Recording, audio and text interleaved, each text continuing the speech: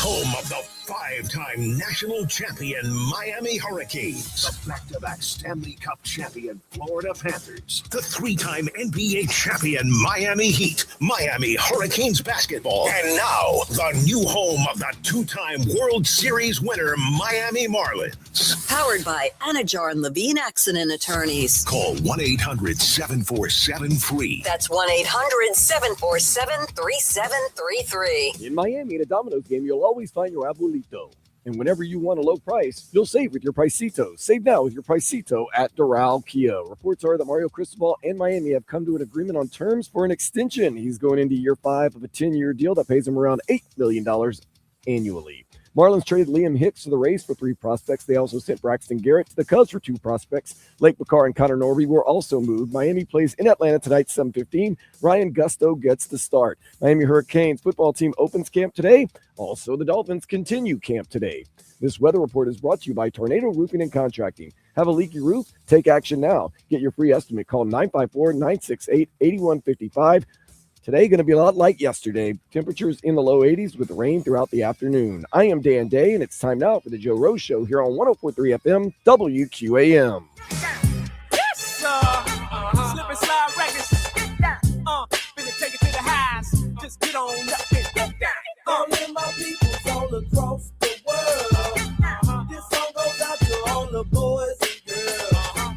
You want the girls to come and turn your body. And we say good morning to everybody out there as we got a very, very special day live for the first day at the University of Miami. Open up first day of practice. Mario Cristobal, full of news, going to join us coming up here early 6 o'clock hour on a team that, wow, you thought expectations were up there last year. And we were out at spring football. Woody's out here with us today, and we've been talking about this for months, and it's finally here. They got a really good team. I mean, everybody goes, "Hey, how good were they, man? You guys are out of spring football." And I go, they got some positions as good as I'm guessing anybody in the country, and even positions where they lost a lot of great players, 3 first-round picks in the NFL, 5 or 6 really good players defensively, a couple of guys in the secondary, all drafted, all going to play in the NFL this year, and they filled in pretty good. They filled in pretty well. They've got some really, really good players. So we're going to get into all that.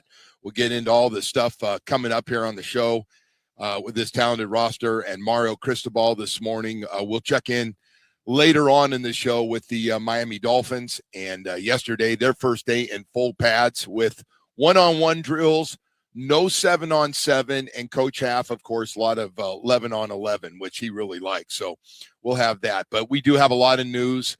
The news breaking last night before I went to bed. Just before I went to bed, I checked that phone one last time, saw the ESPN stuff, and Mario Cristobal news coming out with a big contract extension.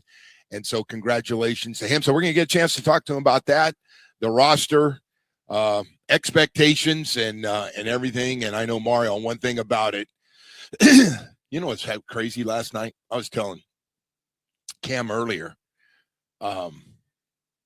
We was talking on the phone last night around 8 o'clock, 8:15. I go to bed, just turn the TV on. ESPN's got an ACC UM 30-minute, like it was all UM. It wasn't even going through the whole league. The thing was University of Miami breaking down everything and how good they are, what they lost, what they have. So it was pretty cool with this. And then, hey, man, you add, and they've done a really good job of the transfer portal. When you break down what has happened here, the transfer portal has been great, but also development of players through recruitment out of high school. And, boy, I know we can say it, the 2027 recruiting class, the on-deck class that's coming with the verbal commitment out of Columbus that they were able to get, Columbus High School. I mean, coast to coast. I don't know. This might be a record for 5-star players that have verbally committed to this program. So it's going to be fun to see those guys, and they'll be coming out here, I'm sure, and at some point and watching. But I mean, it's coast to coast. Well, you mentioned the ACC, Joe, and I was just at the ACC kickoff, and there's not a lot of buzz around any of the other programs in the conference right now, right? No. You kind of had that North Carolina thing, which was for, different reasons. Oh, you got North Carolina now opening their mouth with that bad product up there. Yeah, so that's for different reasons. You got Clemson, who's down, right? You got Florida State, who's down. So the flagship programs of your conference, like Miami, is the only program in the ACC that I think realistically has a chance to make a playoff and make a run in the playoff. Yeah. Well, listen. Unless you see someone else, like I don't know, Clemson thinks they've reloaded. They think they're going to be better. I think Clemson will be better than they were a year ago. But there was just no buzz around any of the other teams like there was for Miami on the first day of that thing. Well, I've told you this for the last few months. We need Florida State to be good again. I think it's good for business and it's good for the conference. Listen, nobody happened this year. Nobody wants it. Honestly, in a bigger picture, nobody wants a conference where you got a bunch of teams struggling. No. Like it's and hey, they did lose 2 games in ACC before getting hot and running through the playoffs the way they did with a chance to win a national championship on the last drive. But at some point it would be good to, like it used to be with Florida State, Miami, and those knockdown, drag out. One team ranked 1 or 2, and the other one ranked 2 or 3, and just going back and forth. We've got all kinds of news to get to here this morning as well with trade deadline yesterday. Boy, it was a busy day for sure. Liam Hicks, the catcher, first baseman / DH, is going to the Rays for Braden Taylor and some other.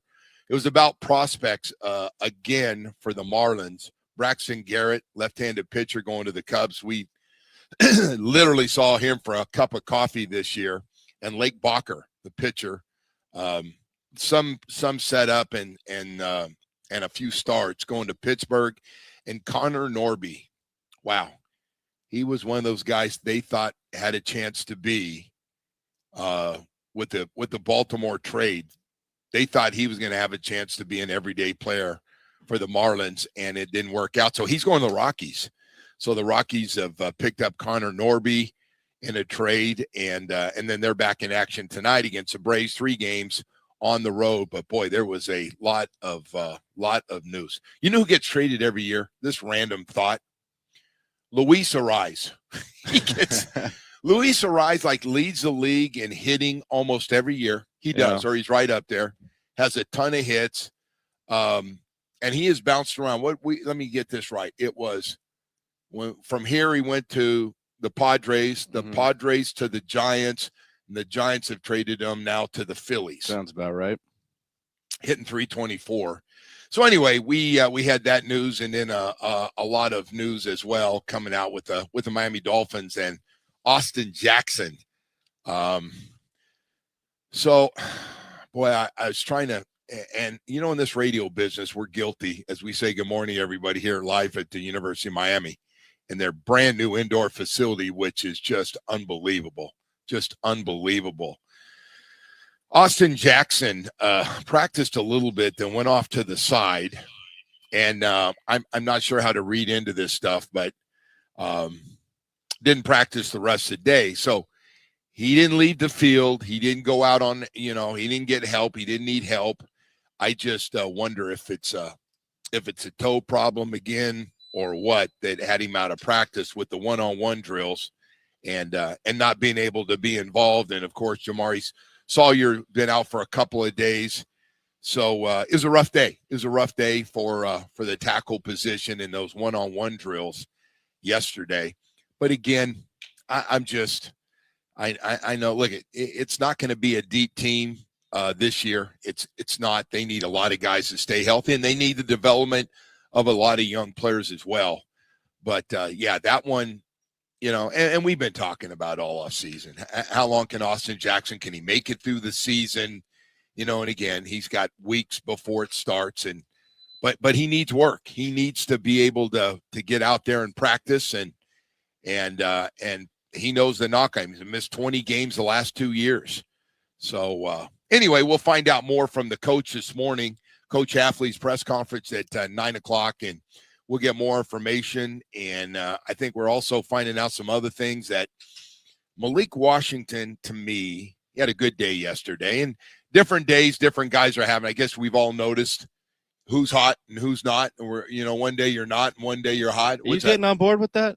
No, but they all have trending up, trending down. Yeah. They all have their own thing they do every year.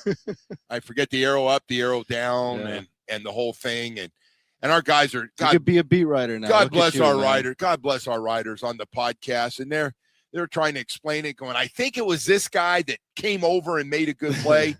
And listen, in fairness to them, there's 11 on 11. It's hard. It's hard to pick up when your eyes automatically tell you to watch the ball out of habit, unless you're working with somebody else and they go, hey, I got this, you watch that, and those type of things. But the one-on-one drills yesterday I think they're good. I do. Much harder, I think, one-on-one pass protection and those drills, O-line versus D-line, and the pass rushers and the tackles. I think that's great work. I do. Even if the guys get a little bit wider, come inside a little further, they'd be able to do in a game. And the one-on-one drills for defensive backs, that's a hard one, man. You're out there one-on-one, nobody else, and you're trying to get that thing, covered. So that's a tough one for a lot of those guys out there that are trying to do it. But hey, still some good performances yesterday. Malik Washington, man, has looked really good.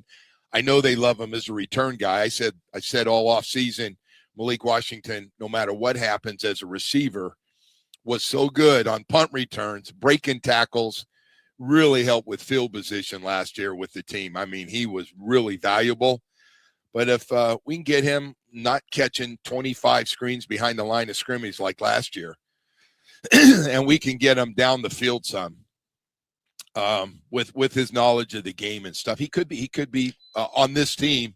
He could be their number one guy. So anyway, we've got a lot of stuff going on. We're going to have Mario Cristobal join us when we come back here, and we'll get into some of the stuff with got a lot of stuff to get caught up with as the Canes once again, man, got it rolling, got a great recruiting class coming next year. It's going to make you feel good. You come out here day one, you got yourself a really good loaded team with a lot of confidence.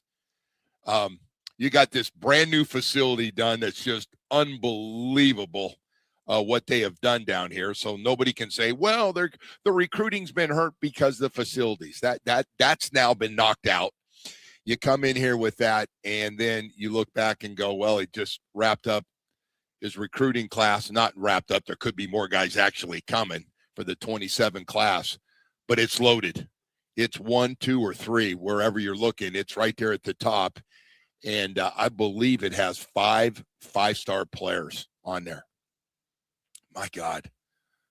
We didn't have 5-star. We didn't have 1 5-star player for about 20 years. And by the way, Mario, he's coast to coast. So if you're wondering about, the coaching obviously is important. But as Mario always says, every coach looks a hell of a lot better when you got really good football players. We got to go to break here. We are live here at the University of Miami. First day on the field, media day yesterday. Some great stuff from that as well. And we are at the Carol Sofer Indoor Practice Facility with just looks fantastic. My God, I forgot what a 100-yard field looks like, man. I like that 70-yard field. They got this done Gave quick, me a feel for way. Arena football. But now we got the real thing. We were here like a month ago. They got this thing done. Oh, no. Amazing. No. Yeah, I think somebody must have sat on somebody to get this, whatever it was. You got setbacks. It didn't look like they had too many setbacks there, did it? Because that thing they said was going to be ready in August. And here we are, man, ready to go. Hey, we got to go to break here. We've got a lot of stuff to get to here this morning as we continue on. And I'm scrambling for live spots here this morning. And I realize that I'm not very well prepared, but I do know we have a lot to do. And I just want to take a second to tell you about Baptist Health South Florida sports medicine program. I got to tell you that when you look at the doctors they have, you can't be a top sports medicine program in the country unless you have great specialists. And I mean for every part of the body. And, man, they have been able to do it at an unbelievable, covering all of South Florida, not only taking care of the Miami Dolphins, the Heat, the Panthers, and the Inter Miami, FIU, FAU, all of us, high school, college, and professional athletes, and the rest of us that play sports still way too hard. You're going to get injured. And sooner or later, when you do need to go and get great results, Baptist Health South Florida's got a program that is fantastic. When you look at the specialist, knee, shoulder, foot, and ankle specialist, hand specialist, back, hip, and knee replacement, Achilles, with great facilities, including a brand new facility, 595 in Pine Island Implantation. Visit baptisthealth.net/ortho. One goal every day. One goal. Getting you healthy, back out playing the sports you love the most. 560 WQAM conducts contests from time to time on air, online, and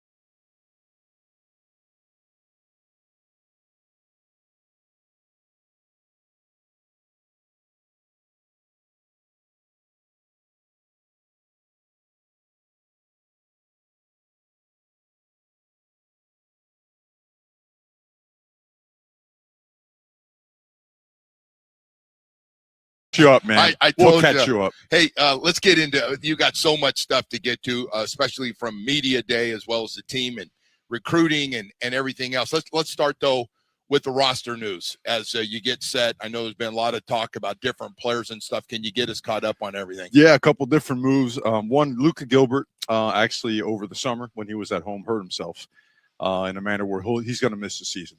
Okay, he'll be back the following year and whatnot, but he'll be out. University of Miami and Hayden Lowe have parted ways, and we certainly wish him the best in his future endeavors. And the same for John Tavius Wyman. And then the last thing would be third, Scroggins. He does now return from injury, a guy who really played in some pretty critical situations for us. So all in all, that's about it for the roster itself. But ready to roll, man. Practice number 1. Yeah. Hey, so let's jump into it because people did want to know about some of the moves and where people were and they weren't, and you cleared that up.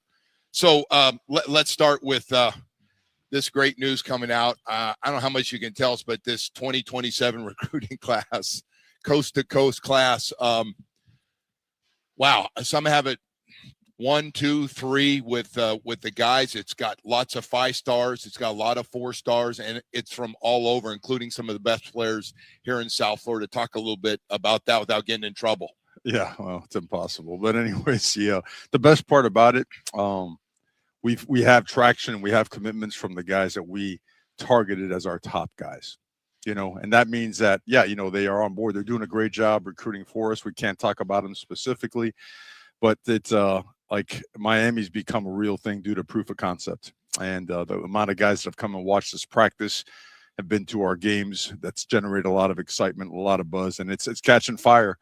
And certainly, I wish I could talk about it more in depth. I will in December, but it's rolling, and there's no slowing down the momentum. All right, and then we get here today, and we got a lot of new looks here. The facility looks fantastic, starting with a 100-yard field, huh?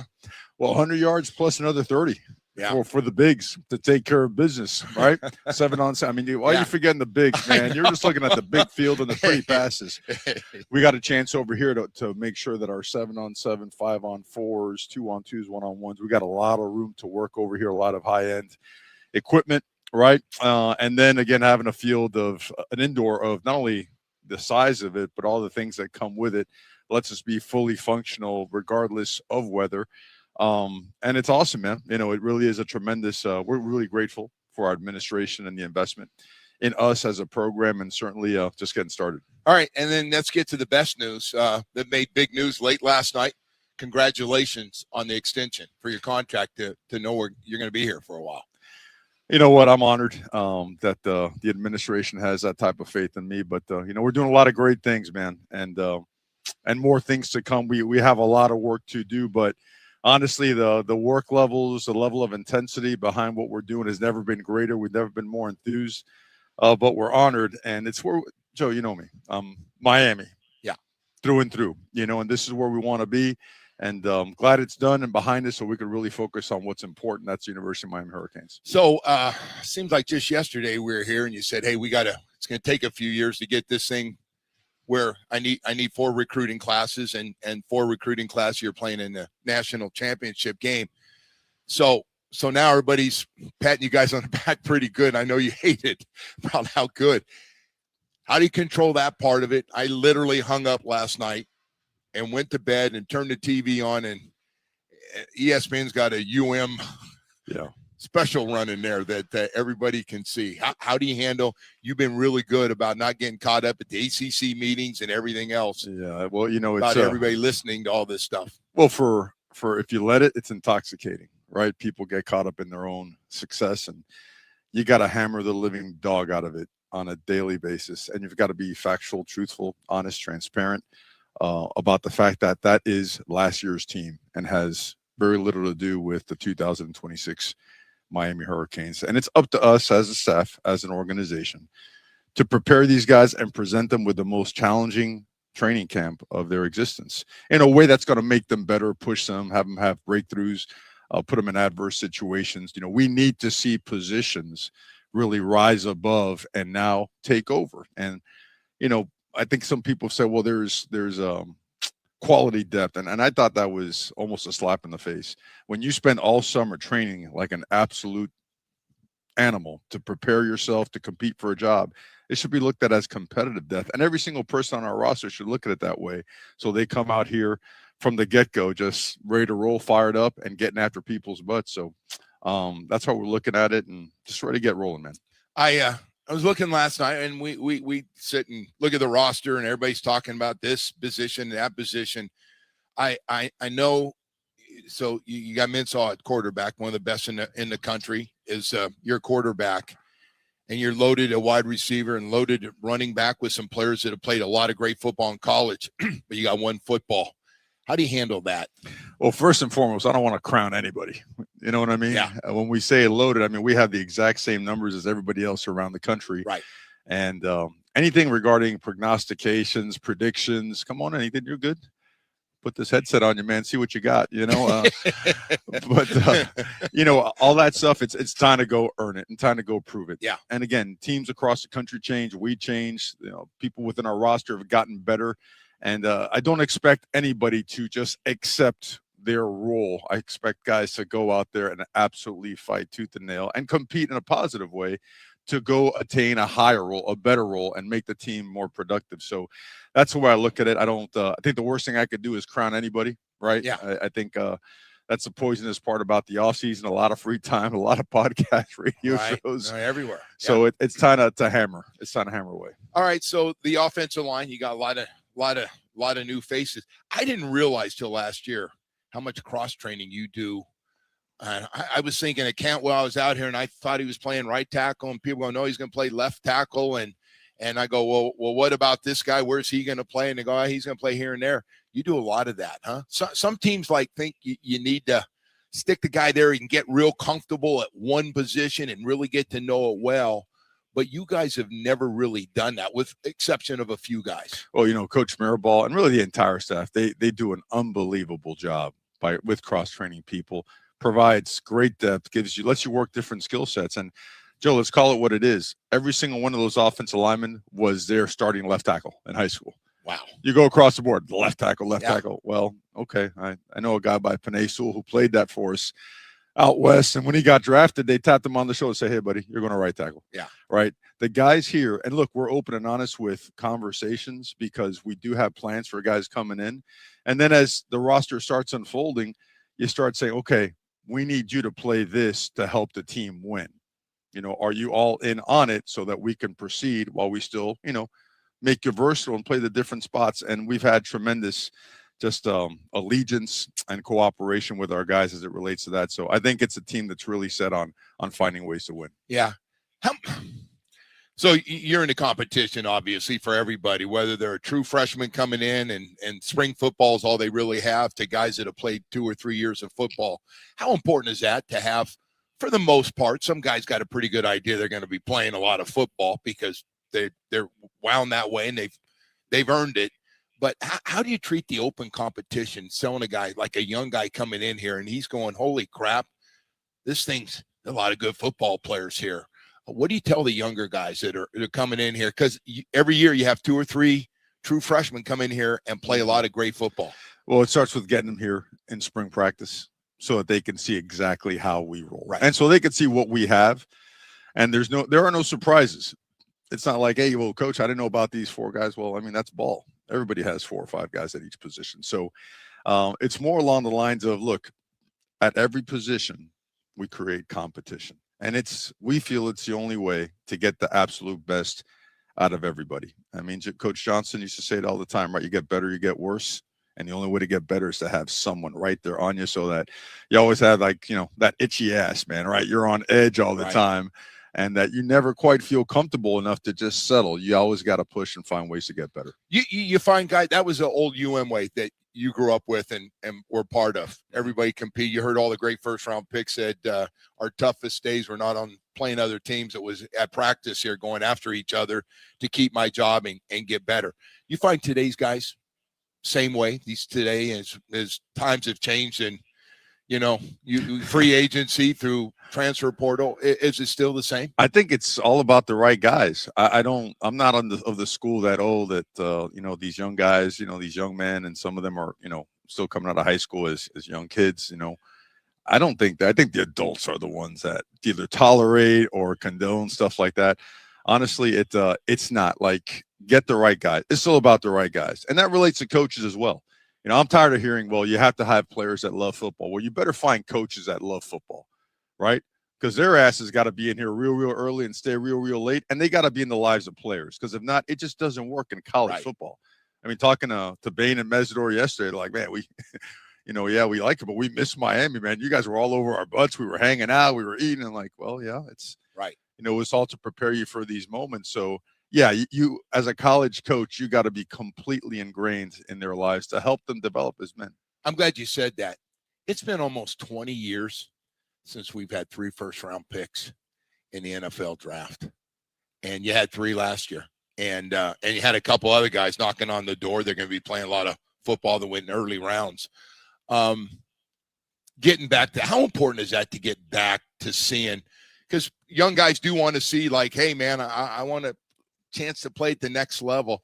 I think it's so important. Yeah, well, first, when that new rule came out, I was trying to see if I could get them back for another year. Find whatever it took to get those guys back. It was, coming back to Miami, it was, to me, the most shocking thing back in 22 was how detached from the history of Miami the next generation was.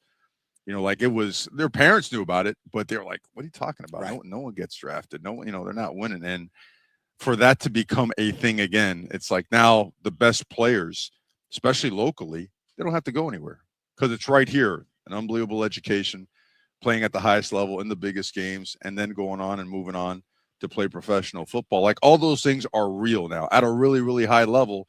And we want to do it better than everybody else. And that's not a proclamation. You have to go do it year in and year out. But that's there. The proof of concept is there. So, yeah, that means a lot, right? April and the season are always tied to each other. Right. You're getting a lot of guys drafted, you're probably playing really good football. You're having one guy drafted, you're probably getting your face kicked in every single week. You're right. Every time. Absolutely. So now you've had some time this offseason spent around Darian Minsall. I get asked about him all the time, besides his unbelievable interview to have, but his leadership and saying and doing the right things. What's he been like? Has he surprised you with anything that he's done before you start up? Yes and no. I mean, you saw the talent on tape. You saw the playmaking ability. You saw that the fact that whenever a big play was made, him and his teammates would, they'd celebrate with each other. He's a dude, like a real dude, a guy that's extremely well liked in the locker room because of his just abilities, but also his ability to connect with people. And people see, right through stuff. They know and see that he's a guy who wants to see his teammates do well. He wants to win, but his appetite is extraordinary. And I'm talking about to get better, like the hours dedicated to the game, to his craft, to seek out, Coach Mirabal and sit with him. And all our quarterbacks have done that over the years, right? And now he's got that bug. I want to learn protections. I want to learn the run game. I want to be able to get us an advantage plays. So, yeah, the guy's he's a real one. And you know what? He's got a ton of energy, man. Like, he doesn't let you have a bad day. Like, he brings you out. If you're pissed off, he's going to try to find a way to get you back, with really good juice. So I'll challenge his ass on that today. Wow, you're super deep at the wide receiver. I say super deep. You got a lot of guys that look like they're going to be really good players. Either guys coming in that you've recruited to guys that have been on other teams. So the guys that are coming back this year that are still young. How do you treat this from day one? Just run me through. You can go 3 or 4 deep. I see talented guys, but we have a lot to prove. I think them and the DBs are the same, kind of, I would say, agenda that we have for both. Want to see them be extremely physical, right? Want to see them be extremely consistent, right? And also want to see them be durable. Okay. These seasons, if you're doing the right things and you're fortunate enough to come out 1-0 enough times, it's a long season. And we need to see that from both sides. And the only way to get that out of our guys, right, is to compete our butts off in camp. We have the same numbers as everybody else. I mean, we are a 105 roster plus, the NDAs or whatnot. So, not the NDAs, so the guys that are left over from, the previous walk-on rules that were established. But we have a set number, and the rotations are going to be mixed up every single day. Everyone's going to have a shot. Okay. There's no label like you're a freshman, you're a transfer, you just got here. Everybody makes a big deal. Well, there's 4 guys that were the leading receivers on their respective teams a year ago on this team. All that means is that they're in the lineup today to try to make plays and separate themselves from the rest. Yeah, it's really interesting. Coach Hafley doing the same thing. He's really opened it up. Like, it's one thing to hear a coach say it, and it's another one to get out there and go, wait a second, those kind of guys I thought would play, and he's rotating a lot of different guys out there. The offensive line's an interesting one. It's one of the things you're most passionate about when you talk about a football team. I still see your eyeballs making their way over there a lot. You have a pretty good idea coming out of spring where you want to see everybody. After that, you get a good feel for day one where guys are going to line up to start this camp. Well, I would say we have a pretty good idea of where we're going to rep them. We have a definite idea and plan of how we're going to rep them, how it ends up, come game 1 and the rest of the season. It's all up to them, right? The tape will tell the story, and they have a chance to make their case on a daily basis. We don't, again, we never overpraise a position or make a claim before it gets started. It has to be earned. I can tell the excitement level is legit. It's real because they are talented, hardworking guys, and they get to go against an insanely talented defensive line every day. At the end of last year, after the national championship game, everybody's got to make decisions. Anybody who surprised you the most that came back that you weren't sure about? Was there, when you look at it, because you have all these discussions now, Coach, I think I'm going to turn pro. Coach, I'd like to come back. All those that you have meetings with, or I'm leaving, or I mean, I wouldn't say surprise. Yeah. And the reason I think if this was when we got here, if I was surprised anybody would come back, I'd say, holy crap. Yeah, I'm surprised that guy came back. But now I think this, there's a culture in place that keeps getting better, and guys really feel like they are part of the brotherhood, and they're understanding the importance of legacy. You got guys like Reuben Bain, how about this guy right here? Can we put him in pads today? I wish we could. Jason Taylor going by. But Jason will tell you, Reuben Bain is still on the D-line thread, on their text thread.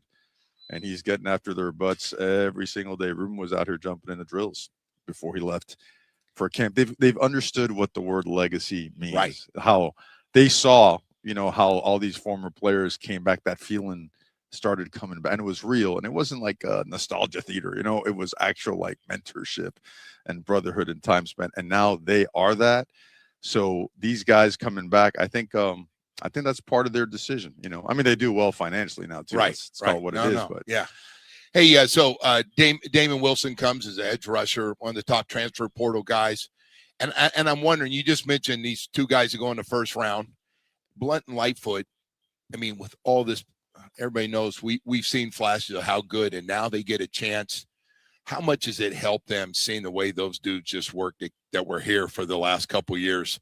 They were relentless, and listen, that's as good a pass rushing from durable, productive, and got in the bigger games. They got even better. How much that helped those young guys to see that? It has to, in a couple of different ways. Number one is those guys played the run about as physically as you can play the run. And I think that it starts with that, right? Stop the run and earn third down. What they also saw was 2 guys that were the perfect examples of getting here early every day, investing a ton of extra time in your craft and your body and your health, and staying late, right? And getting it down, right? That's never, ever an issue with those guys. Armando has played a lot of football for us, and he's played it inside. He's played it outside. His body, I don't know if you've seen him. I haven't. He's 278 pounds. Oh. He plays outside. He plays inside. He plays everywhere. He knows the system inside and out.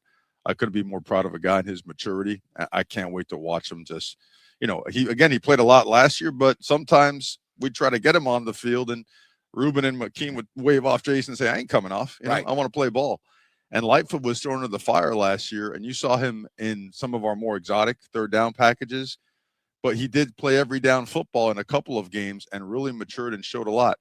It's their time to show they could do it every single day, every single game, and be an example for the guys behind them. Yeah, and I'll tell you what, the tight end position gets beat up a little bit around here, and I see some of the guys and podcasters. I think we're going to go a lot of 4 wide. I just Elijah Lofton, I really like him. And I know when he got here, he's doing a little bit of everything.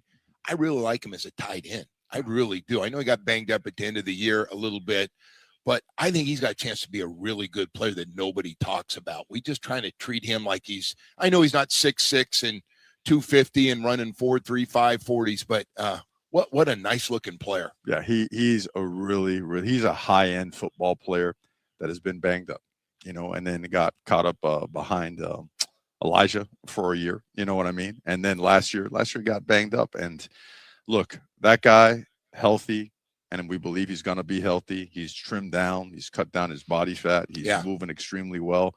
We feel he's going to be a great player for us. And that position, right, last year wasn't the most productive position for us. And that's on us, too, as coaches now, right? We've got to incorporate everybody as much as we can, but we also got to do what wins football games. Right. And you got to put feelings aside, and that's not going to make everybody happy. But it's always been a part, not only of the University of Miami tradition, to have a great tight end room. Everywhere we've been, we've had great tight end production, and I think you're going to see that this year. Mario, thank you, man. This has been great. Joe. Appreciate it. I can't wait to see this first practice. And guys already here. I'm not used to seeing Malachi Tony here in the 5 o'clock hour. Look, man, I expect you fully engaged in block destruction and 5-on-4s and 1-on-1s. I want to hang with Michael Irvin if he's out here today. That guy, that was entertainment by itself. How about that show? He's actually getting fitted for pads and a helmet downstairs for today, which you're more than welcome to join him as well. But you know what? It's awesome seeing all the guys around. It really is. And you know what? And some of the more prominent guys, they're front and center. But some of the guys that you really don't know about that have come back around that are doing so great and helping our guys get internships and life opportunities, brother, it is, you know what? It's time to keep our mouths shut and go to work. Bottom line. You got it. All right. Thanks, Coach Cristobal, joining us this morning, talking about the team a little bit here. We've got to go to break, but before we do, wanted to take a second here this morning to talk about your mental health and how's that going. I'll tell you what, Dr. Barry's team at Recovery Unplugged has your back. Their mental health residential program in Fort Lauderdale is a private, comfortable space to heal with music-based care that hits the right note. They accept most major insurance plans. Call 954-737-4508 or visit recoveryunplugged.com. This summer, heal out loud. If you're going through depression, anxiety, got you off the road a little bit, hey, it's time to heal this summer. Get yourself back on the road again. Recovery Unplugged. Dr. Bear and his staff can do it for you. The Joe Rose Show is presented by Loctite Windows, Doors, and Roofing. Loctite Impact, South Florida's top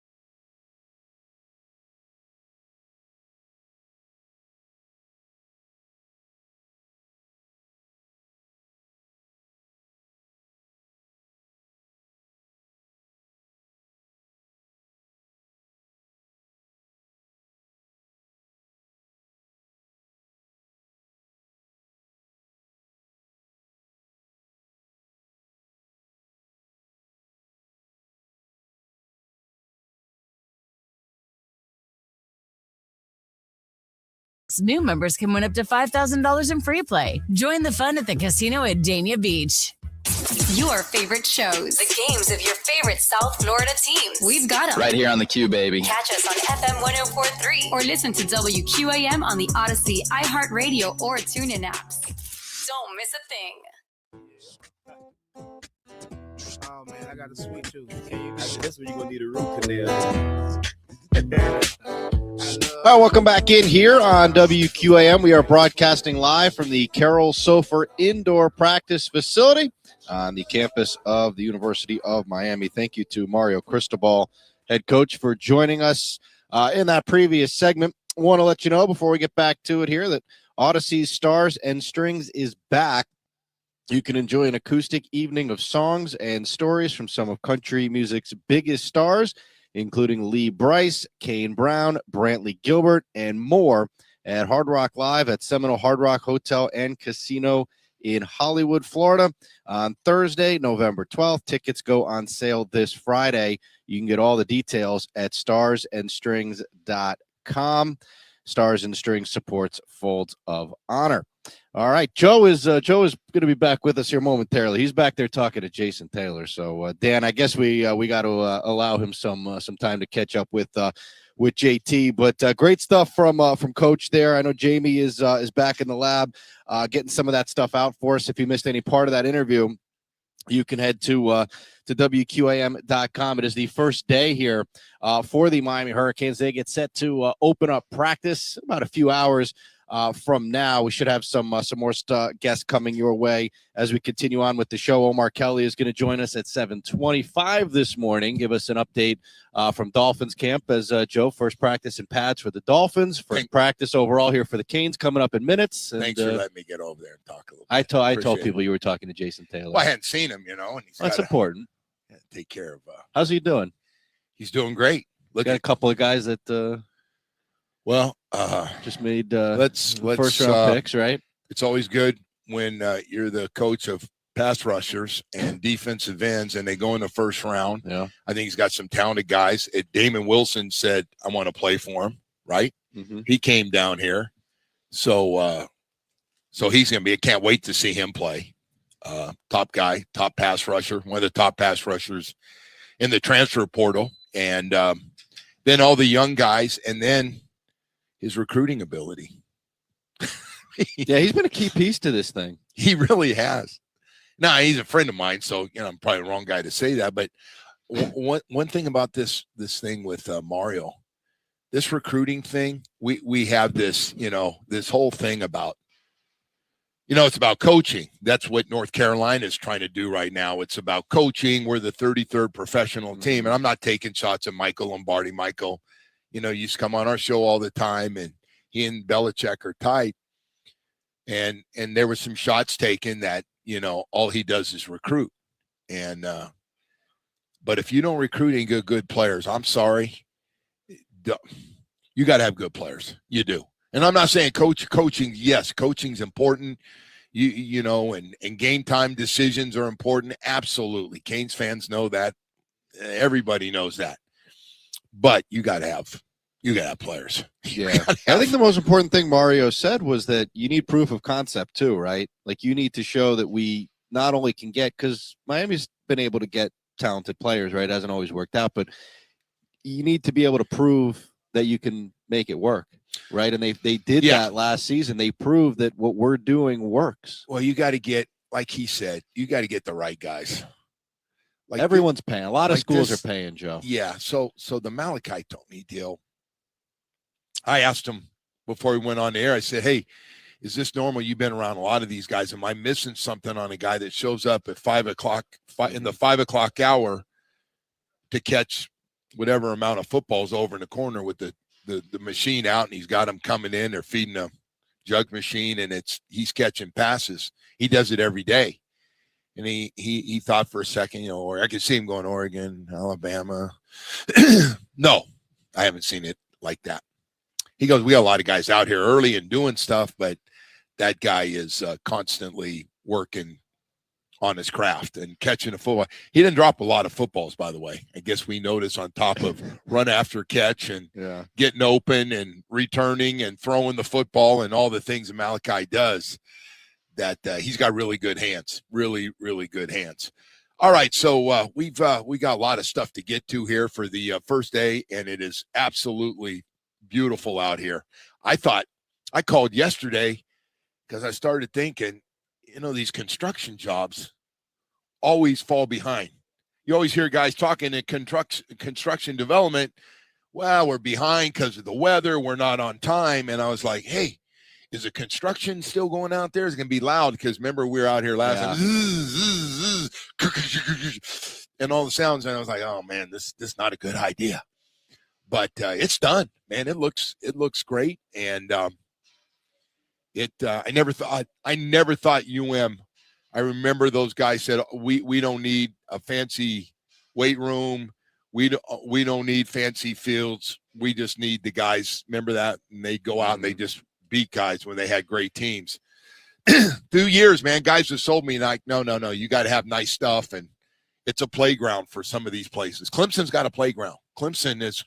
Their facilities are spectacular. All the big programs. All the big ones, right? yes. I mean, you got to have the stuff to compete. Unfortunately, that's just how it goes now. So anyway, if you want to get in the business of the most popular sport of college football. By the way, how nice are those NFL facilities now? Oh, okay.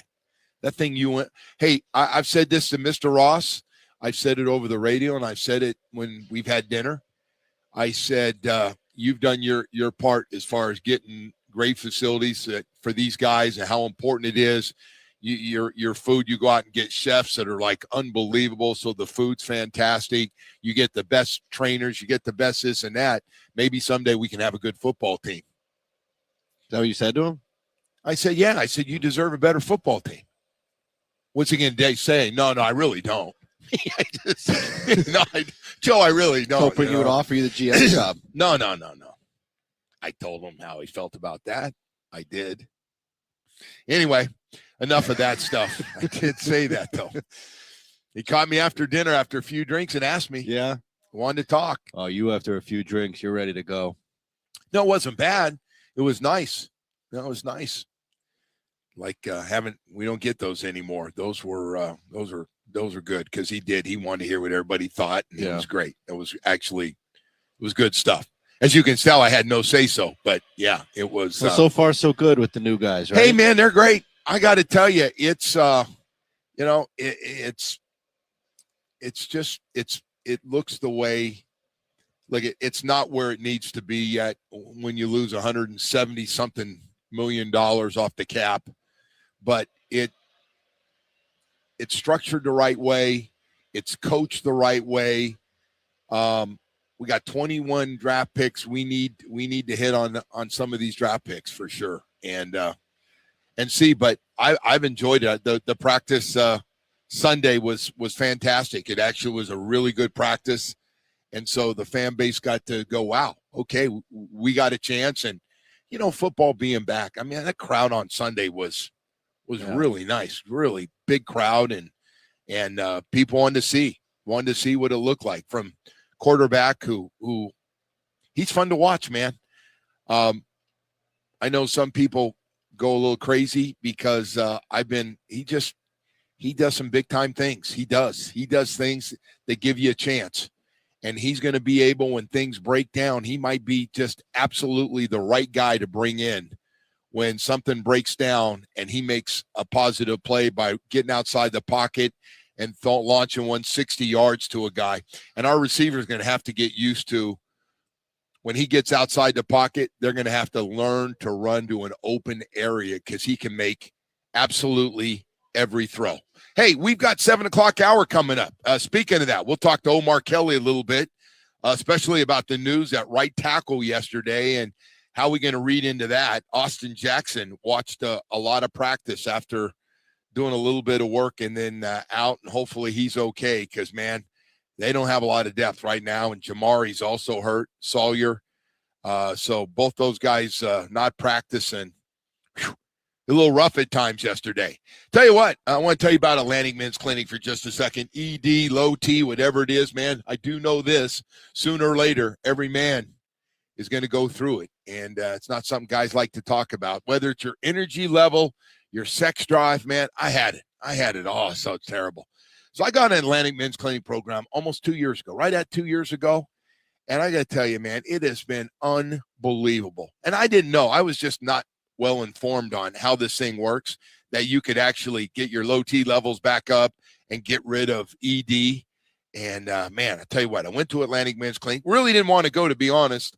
Got talked into it, went down there, almost canceled the appointment, but I showed up and I got the PSA test. I met with their professional staff.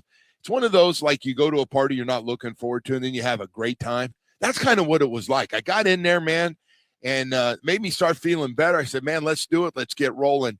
It's been 2 years, and I saw great results right away. And have my sex drive back, my energy level, where just playing a lot of tennis, really enjoying my weekends, being more active. And I just want to tell every guy out there, man, if you're going through it right now, you don't have to tell anybody like I'm telling you right now what I've been through. It's nobody's business, but it is your business to go to Atlantic Men's Clinic and take care of it. 7 locations in South Florida to serve you. Brand new location in Hollywood. I go to Plantation in case you want to check in over there. Great people working, knowledgeable, professional people that know how to get you the best results. 877-455-7300. Visit AtlanticMen'sClinic.com. Set up that first appointment, man. It works. WQAM broadcasting live from the Ed Moore Sawgrass Auto Mall.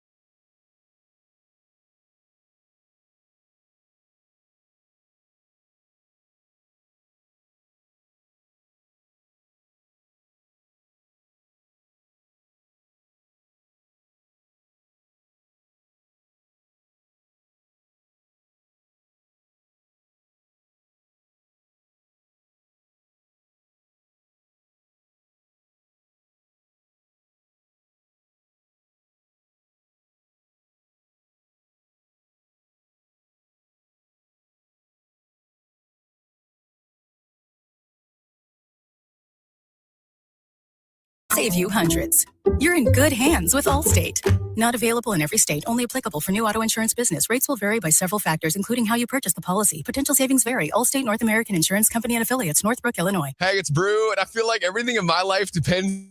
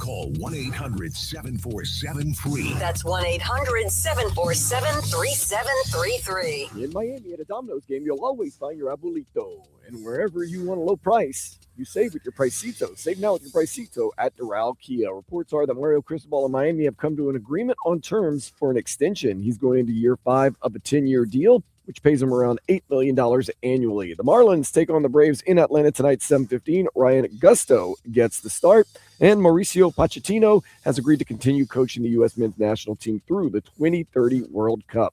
This weather report is brought to you by Tornado Roofing and Contracting. Have a leaky roof? Take action now. Get your free estimate at 954-968-8155. Temperature is going to be in the high 80s with a chance of rain throughout the afternoon. I am Dan Day. Now back to the Joe Rose Show here on 104.3 FM WQAM.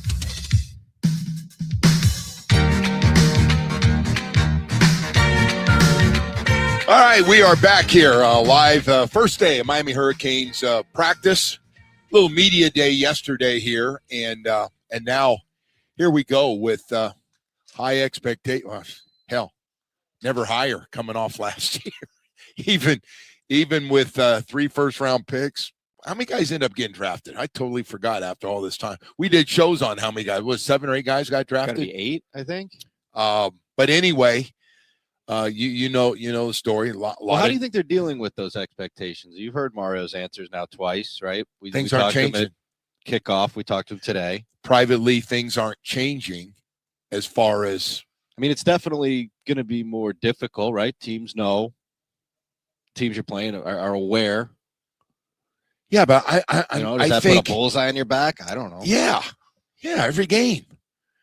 Yeah, you're going to get in the ACC everybody's best effort. But he is right though when he said there's so much roster turnover that it's like it's a completely different team, which it is.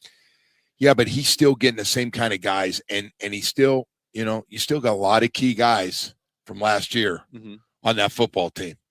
Your 2 defensive tackles you're counting on. We didn't even get into those guys and how important they are. Then you got couple guys on the outside that played. They didn't play all the time because, as he said, other 2 guys didn't want to come out of the game. But you got some key guys in the secondary. You got your cornerbacks back. You got some of your safeties back from last year. Go across.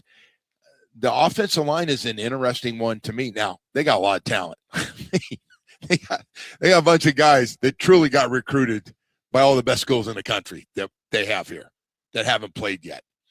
And they've got some guys that, hey, I'm a big fan of this Ben Congdon. This guy, Woody, we stood behind him. He's 6'8", 305. Yeah. You've got, Jackson Cantwell, whether it's going to be right tackle or left tackle. I find it really, in the pros, they're going, well, we really don't want to, we want to put young guys at one position and just let them get used to it, right? They don't want to move them around. We're talking about what potentially could happen with the Miami Dolphins, because I had 3 people call me yesterday and go, Austin Jackson looks like he got hurt today. Man, what are we doing? Let's just move Proctor out there right now. He's a left guard. We know he's going to be a tackle. Let's speed up the process and put him out there right now, which, by the way, it's a great question. You know, what was your answer? I understood. I said, I totally get it. I hope Austin Jackson's okay. I hope this is precaution and that it's not serious, because I worry, especially with Jamari Sawyer out, who has played tackle. He's played just about the same amount as guard. He played, I believe, left guard and or right guard and left tackle. It was that he's played a lot. He's got 19 starts at one, and at left tackle he's got 21 or something like that. But anyway, but I get it. And then you come here and they're going, no, we like to, hey, you're going to play a little guard today. You're going to play a little tackle. Now, I think after spring football, they got a pretty good idea now. And with young guys, I mean, if you know, like Canwell's going to start. I mean, I'm sitting here. I know it's an open competition, but that kid's going to start, right? Are you with me, Jackson? Yeah, I would Jackson think so, Canwell's yes. going to start. I mean, you know, big 5-star guy, huge man. You know, he's going to be in there.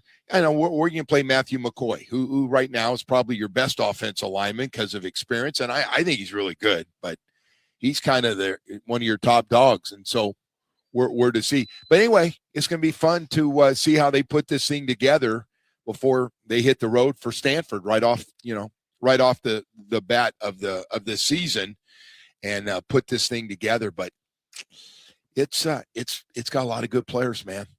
I see all the pictures when they put them together, and it's basically Mensah, Tony, and Fletcher, the 3 of them. It's a very impressive picture when you look at their numbers from last year. Mensah, of course, with Duke, and Tony and Fletch here last year, doing their thing. So anyway, yeah, I am really curious to see how this thing comes together and how quickly. And then, hey man, they just finished getting a 5-star recruit out of Columbus, Amir Sears, and so facility improvements. It's just a lot of things happening around here that somebody would told me 4 or 5 years ago this was going to happen.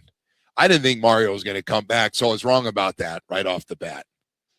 I didn't think he'd leave Oregon. I didn't. And then all of a sudden I realized how serious they were about getting serious about football again and playing with the big boys, playing the same game they're playing, meaning more money involved in the program, better facilities, paying coaches to give so you never lose a coach because of money.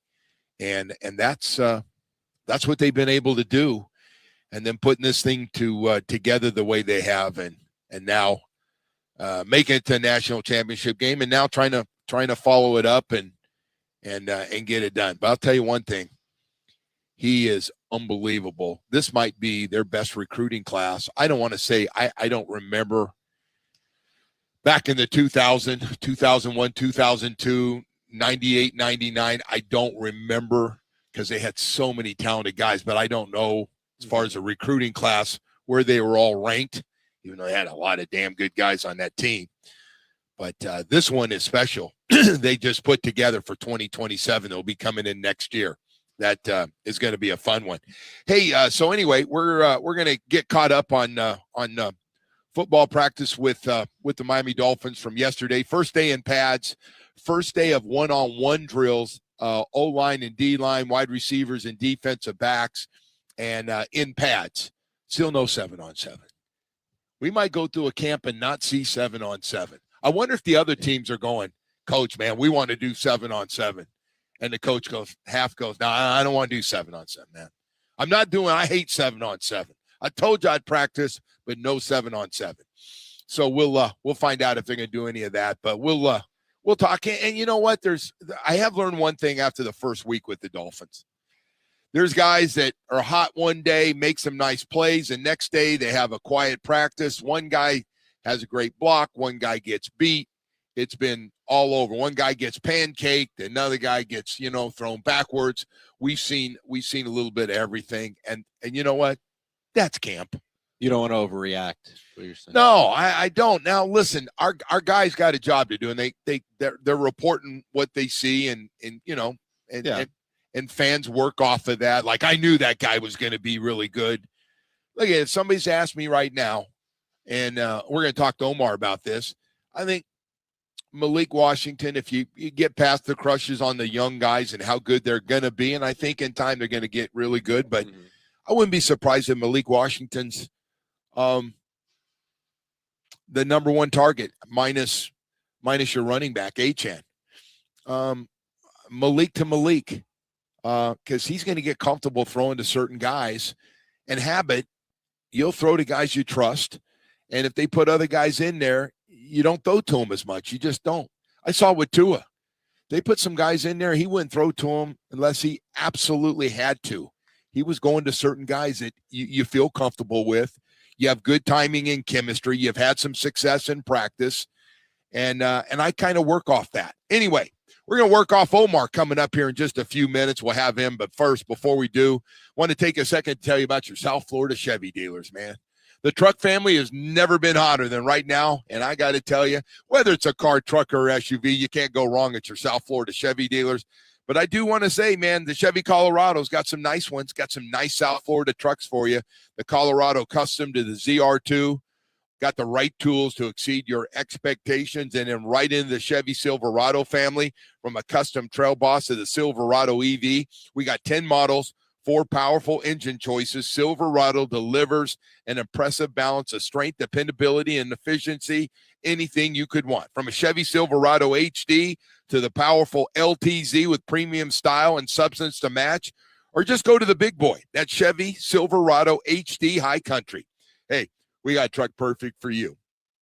If you're looking around for a truck or SUV, as far as that goes, I love my Tahoe. Tell everybody you want to drive it, you can drive it. Drive my Tahoe, you'll love it. I want to let you know, stop by your South Florida Chevy dealers. We got 14 dealerships throughout South Florida.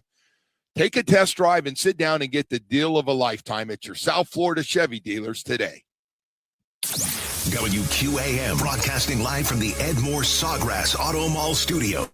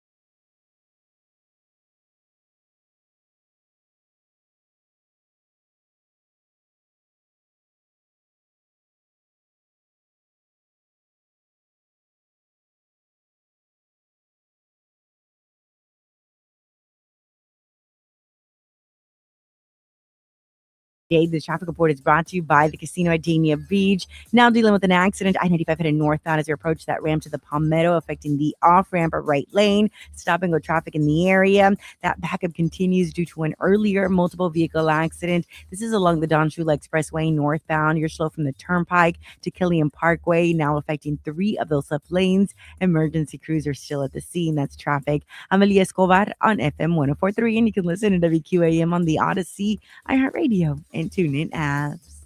This report is brought to you by the Casino at Dania Beach, where the fun never stops and the parking is free.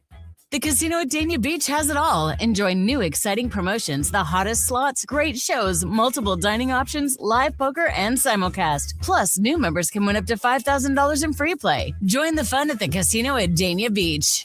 We've made it easy to find us. Listen to WQAM on FM 104.3 or on the Odyssey, iHeartRadio, or TuneIn apps. Wow, that was so easy. All of our shows are there live or on demand. Plus, there's the cool rewind feature where you can listen to any part of any show you might have missed. Anytime.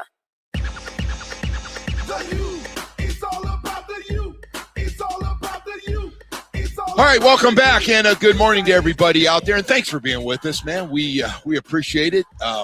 Very excited. We are going to be live. Not only today, we're live here at University of Miami for the first day of practice, but we'll be live Friday with the Miami Dolphins out at practice. 9:30 start for practice, and it's free. And does it feel fresh out there? I haven't been out there yet because I've been obviously traveling, but does it feel fresh out there? Like, does it feel like the culture is starting to change? Yes, I do know. Okay. That's a great question. Because that, to me, like that's the biggest, man. The biggest thing you can do right now is you can only do so much of the players you have, but you got to change the culture of the entire organization, right? Feels differently. Now, I got to say this. The national media in love with Mike. And so you see the pieces yesterday on the Chargers. Mike is very likable, man. So Mike, you don't have to sell me on that. He's very likable. He's got a unique personality. And I think when he was winning, he was incredibly likable. Well, I want to say this too. And I've said that I've been consistent with this, and sometimes I'm not always consistent, and I'm a part-time fraud. Mike's a really good play caller. He drew up some stuff last year where you go, holy crap, how the hell did that guy get so open off this motion and, a tight end wide open? Hell, Waller was running around like, hey, we got a tight end playing in the game. Well, we'll cover him. Man, you don't need to sell us, and I think we'll see it this year, right? I think LA's going to be really good. So anyway, yesterday they go to the defense of the Chargers going, oh, my God, this Mike, man. Mike is just killing us. He's talking trash to us. He's just dialing up, man. He's got us all messed up, but it's going to be great. We're going to learn, but we're fired up to see this offense. So they're all raving. Everybody's going crazy about Mike McDaniel and his play calling. And listen, this is when he's at his best, because now he can be one of the guys. He can be one of the teammates. He can be one of the guys. And he's great with Herbert. He's excited about having Herbert, and heard some comments about he wants him to release it earlier because he's got a big arm, and he wants him to anticipate his throws because it's going to make him that much better. That was his big thing with Tua, who didn't have a strong arm, was his anticipation throws that allowed him to be have some success in the league. And now he's got a guy that's got one of the better arms in football, let's be honest. I mean, Justin Herbert can throw it, and he's working on some things, but those guys are like, hey, man, they're really excited. They got the 2 big high first-round tackles back healthy right now. And so, yeah, there was a big Mike McDaniel crush going on. But saying all that, it had run its course here. And it didn't work. It didn't work. It was abused. And Harbaugh's not going to let that stuff happen. So anyway, I'm happy for Mike out there. They're talking about, I guess Mike wanted 3 or 4 guys, Mike McDaniel, and they got him for him. They said, you got it. Whatever you need, you get. Hey, we got Omar Kelly with us, joining us this morning. Omar, how you doing, man? And thanks for getting up with us. I feel like you're cheating on me, Joe. Going you in. Supposed to be out there in Miami Gardens, my man. Yeah, listen. Omar's he's been banned from this facility. Did you know that? No, he hasn't. He has. It's true. Is that true? When I was banned during the Randy Shannon era. It's been a long time. I think I'm alive. I didn't know that. I did not know. Lifted. Me and Randy, boy, we did not get along. Everybody knows that. Wow, I did not know that. That's interesting. Hey, let's get to the big story that had my phone blowing up yesterday, and that this Austin Jackson thing at right tackle. And in fairness to you, you are the one guy, and I disagreed with you. If he's ready to go, put him in there and have him practice. And you said let him come in slowly to this thing coming off that toe. What was your take yesterday? My take yesterday is Austin Jackson has not been looking good. So I kind of agree with you. He does need some work. But to me, he's the linchpin that holds that whole offensive line together. And I would hate for something to happen to him and then him not be available, because I've seen what the options are, and the options are not good. And they looked horrible yesterday. And they could not function to do anything because that right side of that line was just collapsing every possible minute. And so now, depending on what's going on with Austin, let's just hope it's nothing serious. But we know the history with Austin. It's probably something serious or going to lead to something serious. And I don't know how we find that marriage between getting Austin work and then keeping him healthy for the regular season. But I am at the point now where you eventually know that Caden Proctor is going to be your right tackle. Yeah.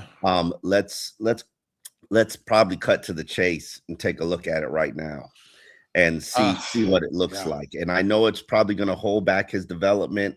I can't tell you that he was doing great at left guard as is. But if I'm going to experience some growing pains, I'm going to experience it at his future position. Well, I got a lot of that on the phone yesterday. It's funny you said that. You're not the first one. I'm guessing a lot of guys that cover the team for a living are going, okay, we made a guy a high number 1 draft pick, not to play guard, but in the big picture to be a tackle. How quickly? And I'm guessing that's going to be a big question today that's going to have Coach Hafley. I guess the other part is the thought that Jamari Sawyer, he's not healthy right now either. He's missed a couple of practices. Is there a thought that he can play right tackle or band-aid that position for a while? I've mostly seen him at guard. I'm sure he has played tackle throughout his career. You know, and in fairness to this offensive line, and this has nothing to do with Jeff Hafley and John Eric Sullivan, because, you know, everybody in the league right now is struggling to find offensive linemen 7, 8, and 9. Everybody. Yes. Every single person, every single team. So I cannot sit here and blame them for what we're looking at. But I will say this. I didn't like the decision to cut James Daniels. You lost cap space, like $1.8 million cutting him when he could have just been here in camp. You already paid for him. He's out there available as free agent. Yes, I get it. He's not working now, probably by choice. Maybe he lost his love for the game. Maybe, he's not fully healthy. I get it, but you need options. And I know they're going to work out some guys today, probably tomorrow, probably all week. Remember last camp when we signed 4 offensive tackles and everybody got hurt the first week? This is just what happens in football and in training camp. And I remember last year, Larry Bourne was probably the worst player in training camp. And then when he got into the games, he got progressively better, and he was absolutely decent as a starting right guard. He was. That's a great call. He did get a lot better. You're exactly right. And I was worried about that guy. But yes, I got to tell you, so these guys, when they sit down, they're not a bunch of dummies, because we sit and talk like they didn't know there was a chance Austin Jackson, after missing all the offseason and coming back from the toe and talking to doctors, like this could be, if it is the toe, a slow process to Turf heal. toe has ended careers because look at OJ McDuffie. Turf toe has ruined careers. You put the needle in it, you operate on it, and sometimes it just doesn't come back the way you want. And if that's the case, they had to have a backup plan for Austin Jackson. And by the way, like I said, I got literally 3 from P. I don't want they don't want their names out there. Hey, isn't it time we move Proctor back to put him at right tackle and let's do the growing pains, like you said. So it'll be interesting to hear what Coach has to say at 9:00. Hey, I want to ask you I know who's hot and who's not and all that stuff from every day. We're going through that. I want to ask you, give me a couple of names of who's had, I don't care, guys have been around 2 years or guys that are rookies. Who's had a couple guys have had a good overall camp? I know it's been up and down pretty much for everybody, but for you, who would it be? I like what I've seen from Zeke Biggers. I'm always been a big Zeke Biggers fans, but a 7th-round pick is a projected starter. I wasn't expecting that. I know he's playing some outside. Yeah. I watched him during one-on-ones yesterday, and his long arms are beneficial because he's able to shed his blocker. So I like he's not a pass rusher. He's going to be a run stopper. He's going to be in a package with Zach Sealer. Probably shouldn't be telling you all this stuff. But he did it last year, and it was one of my favorite packages.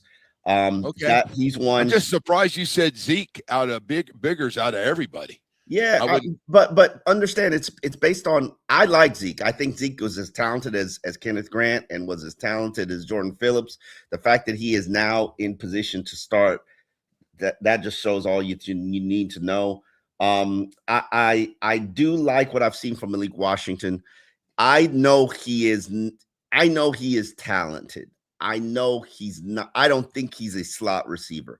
I think he's a flanker, and he's really showing that he's going to be the starter. To me, the next thing is find the slot, which to me is Kevin Coleman. Caleb Douglas, hot and cold, flashing. Yeah. You see the talent. You see the rookie mistakes. He's got to stabilize a little bit, but you definitely could look at him and say, hey, that guy's probably going to be a starter. Chop Robinson. I mean, I know it's funny. I'm going to say this. The 2 guys who have been probably the most pleasant surprises of camp so far, Chop Robinson and Jonah Savanaya. And those are 2 guys that you absolutely unequivocally needed to see be better and be improvement from. And we have seen improvement. We have seen them play better. I'm very encouraged by that. Those 2 are guys that, to me, I know, and I wrote a column about this in Miami Herald. We had 6 years of wasted draft picks under Chris Greer, and that's truly what they were. I saw the breakdown. Yeah, I saw your breakdown of that. 6 years of wasted draft picks, which is, and it just leaves the cupboard bare for these guys, which is why there are 40 guys on minimum salary contracts and whatever. But player development to me is the key to making this work. And if Jeff Hafley and his staff can develop the talent, and Jonah has talent, develop the talent, clean it up, develop Chop's talent, clean it up, and those 2 can become solid NFL starters. Like you got something there. You got something to work with. Those were 2 of my 3 guys that really could make a big difference for going ahead. I had that on that same list. I had Jonah. I had Chop. And I had a Jonah, Chop, and God, who do I have for the third guy now? Malik Washington. Yeah, it might be because I got to tell you, listen, man, Malik. I said this morning, Malik Washington's going to be the number 1 receiver on this team because I think Malik Willis likes to throw to him, and that's a big part of it.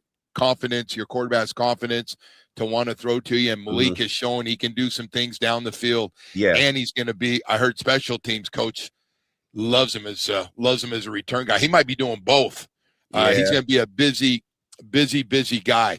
But I thought Chop's had a nice little camp, and he just needs to keep this thing going. But I'm really curious to see what they're going to do, because you got to have some guys can block on the outside, or you're going to be running for your life, and your quarterbacks won't be around very long. So that will be an interesting one.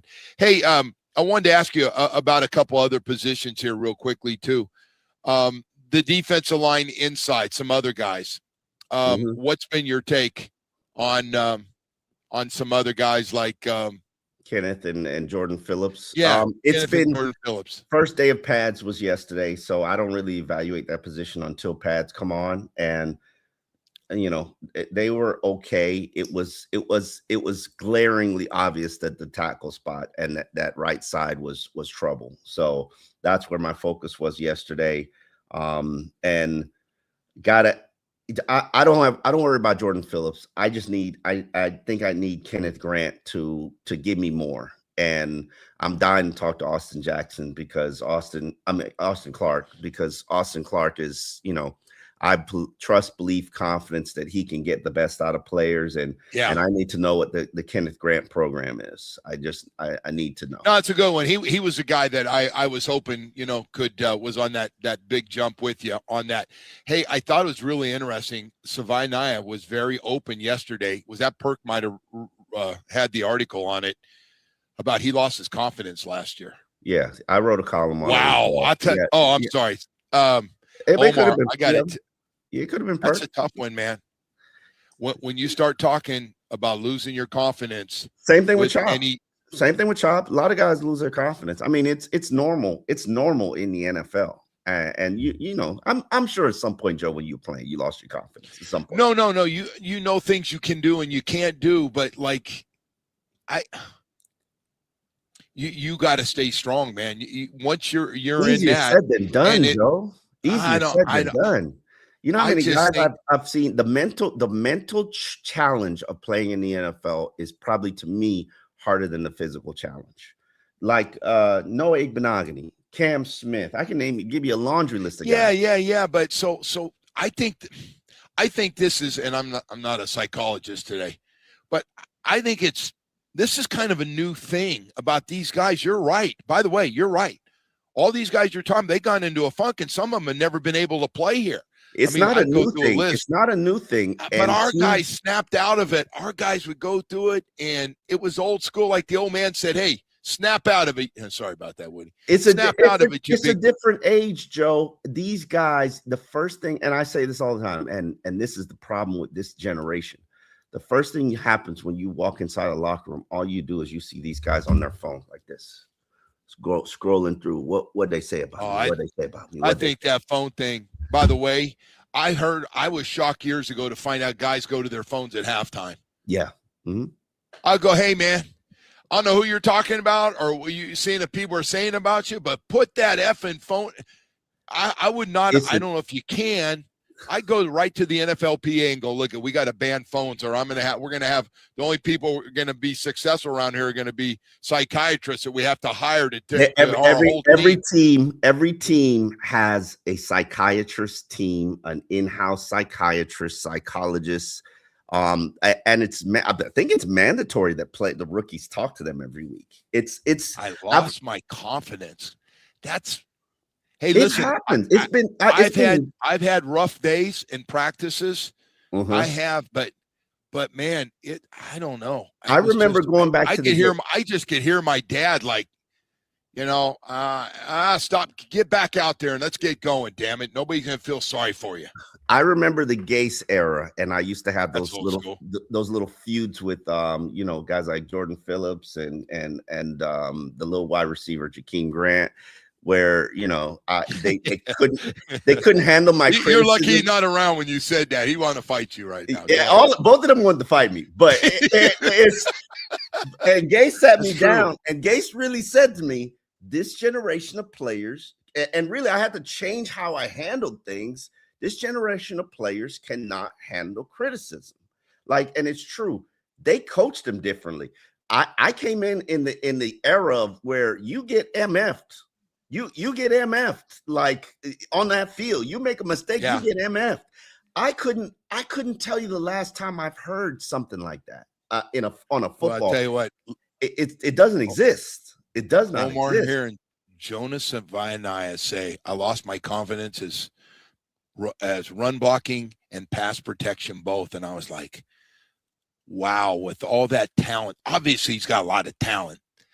It's just, but when somebody's telling you, somebody's like putting out every week, you're the worst guard in offensive line in the NFL, and you're the worst in. Yeah, but you got to block that stuff out. I'm gonna tell all the new young guys, like, listen, man, stay off social media. A bunch of knuckleheads that say stuff, man. They can't, man. It's this generation. They can't. They are obsessed with what people are saying, what people are, how people are. Wow. It's this generation. It's all of them. The Jalen Wright last year too. Same thing. Lost my confidence. He said that. Yeah. It happens. I don't even know if I tell people. That would be when I just go home and tell the wife or something like, hey, I don't really have anybody to go to, but right now. Joe, I'm telling you, it happened in your era too. I think I don't think just handled it differently, man. Like yes, they handled. They went to the like, bottle. You know, you got out of the funk. Yeah, you got out of funk two ways: the fear of getting cut, and second thing is veteran players. Man, back then our guys put their arm around you, take you out, go, dude. You can play whatever. You don't think that happened with Jonah last year? You don't think that happened with Jonah last year? I know. I just it's a different era, man. The it is. Hey, listen, I know mental health and this stuff and I don't know. You might have to write an article. The phone is ruining life for professional athletes. All right. Hey, Omar, thank you, man. God, we had so much stuff. I happen to agree with you on a lot of stuff today. I appreciate it. Thank you so much, man, for getting up with us. All right. Talk to you guys later. Omar Kelly from the Miami Get me some gear, man. Get me some gear over there, UM. I see you fancy guy. Yeah, you got a bag full of gear. Man, he's a busy guy. All right. We got 7 guys. You got it all. We'll be ready to go. Hey, hurricane season, man. Hurricane season is here. Are you doing everything you can to protect your home? Because Loctite Impact Windows, Doors, and Roofing would love to be there for you. Their window hurricane category 5 rated. Loctite Impact provides 100% financing with 0 down, no interest, no payment for 1 year. Got no leaky roof? Come on, man. Replace your old roof now and you can pay later. That's part of what Loctite does. And, oh, by the way, you're going, well, we want to wait 1 more year to save up some money, and we're just going to wait here. Okay. You need roof repairs, they'll do that for you and take care of you and get you through the hurricane season. Best part, Impact Windows as low as $6 per month per window installed. Don't wait for the next storm. Loctite would love to jump in there and get it started for you today if they can. Get the deal of a lifetime today. Keep your home protected the way it needs to be. You never know, man, when the big one's coming to South Florida. We've been lucky the last few years, but again, you never know. It's still early in the game. Whether you're in Dade, Broward, or Palm Beach, it doesn't matter. Loctite is ready to help you. So call today, 954-500-LOCK, 954-500-LOCK. They got a great staff. Will answer all your questions and get the whole process started from start to finish. Loctite. Go to LoctiteImpact.com. Baseball coverage on WQAM is presented by Xfinity. Score the most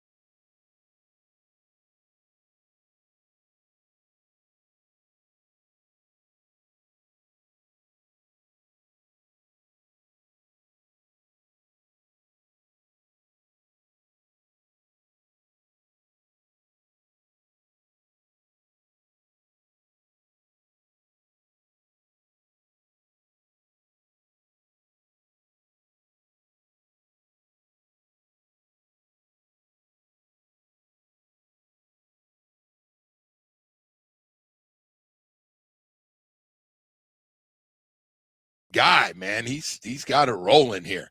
Anyway, hey, so we got a lot more stuff coming up here this morning. We are at the University of Miami, and thanks, Omar, to coming on for a few minutes. That cell phone thing that you guys are talking about, and the social media thing, and then you go and you're asking people about it here. I did. I just asked. I found it to be. Let me hear your take. Well, I just think it's because you're on it too. I think it's a horrible addiction.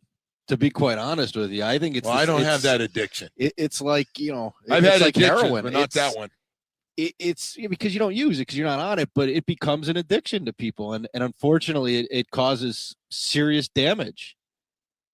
I think to people, and you got younger kids in that age group, and my kids are unfortunately not that age yet, but it's damaging, man. Jonas Savaianaya walks around, and everywhere he goes now, everybody goes, "Oh, that's Jonas Savaianaya." Mm-hmm. He played left guard last year, and Pro Football Focus had him as the worst starting guard in the NFL. Yeah, and then he comes out and goes, "Yeah, man." But here's why I lost my confidence. I can't pass protect. I can't run block. Well, here's why. And the coach is telling him to stay out, and yet here's why it's unfair. I hope Joe. He bounces when back. you were man. playing, what was your It was how many beat writers were there? We didn't have any social. We didn't have phones. I know you didn't have phones. There was no cell phones. Here's the difference right now is that people can get to players directly, right? Every player on this Hurricanes football team, I would imagine, every player on the Dolphins has some sort of social media account. They do, right? They have to. It's for business. So there is a way to get directly to these people and say whatever it is that you want to say anonymously. You can put have a picture of the mascot as your profile picture, and you can say whatever you want to these people. And look, gambling is prevalent in sports right now. Okay. If a guy costs you money, you're going to go online and threaten him or whatever. That's true. I'm not disagreeing. Guy loses, he misses whatever. Can I just tell you one thing I would not do? And maybe I'm just showing my age. I would never tell everybody I lost my confidence. Hey, by the way, I'm here. I am playing better. But last year, I totally lost my confidence. Well, I mean, you guys being honest, man. Doesn't mean you can't get it back. No, I just don't have a problem with guys now. The guy's honest, and you're gonna rip him. No. I'm not ripping him. I'm just talking. I want Savaianaya to work out. I want Chop to work out. Hey, man, if those guys ends up being a starting right guard, and he has a nice solid season, and Chop gets to where we were hoping Chop could get to, and has 8 or 9 sacks this year, I'm not a pig. 8 or 9 sacks and a lot of pressures, and does a nice job against the run. And Kenneth Grant ends up, playing better.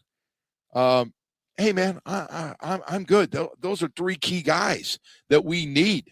You think I sit here and go, oh, boy, a couple more first and second round picks not going to work out. This is going to be exciting to get on them.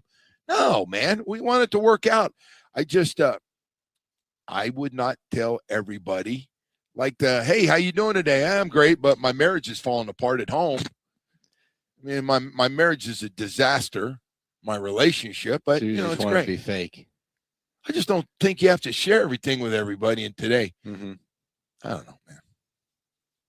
I don't have an issue with it, but man, it's so much different now than when you played. It's just it is tough on these guys. I totally agree. Omar, by the way, is a great example of a guy who just gets nonstop people saying rough stuff to him. Yeah, but he sets himself up for it. He knows the business. He does, and I know that Omar has thick skin, but everyone has their. Plus, he blocks people if you're not happy with him. He does. He's a good blocker. Maybe he can play offensive line. Don't tell him that. Yeah, that's true. He'll probably think he can. Where's my pads, coach? Put me in there. One play. Oh, my God, that was a mistake. Hey, we've got 8 o'clock hour coming up here. Boy, I want to talk about Michael Kotze at Choice Mortgage. You need cash to pay off some taxes, liens, judgments, IRS, high interest rate, second mortgages, credit card debt. Call Michael Kotze at Choice Mortgage. Let him get you some relief. 561-441-2730. If you own a commercial or residential property with equity, call Michael right now. He can help you. He's been helping Floridians for more than 30 years. If you're looking to buy a home today, he'll get you pre-approved with little money down. Now's the time to lock in before interest rates go even higher. Michael Kotze's doing all this stuff. Bottom line is you need some money. He can get you that money, get you that second mortgage real quickly. So you can get out of that big hole. You need that money. Let him help you.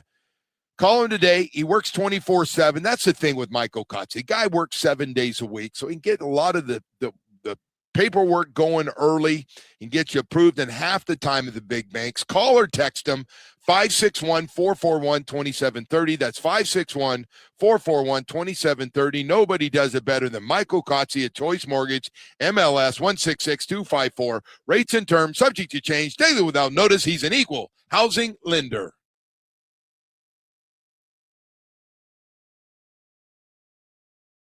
Like a good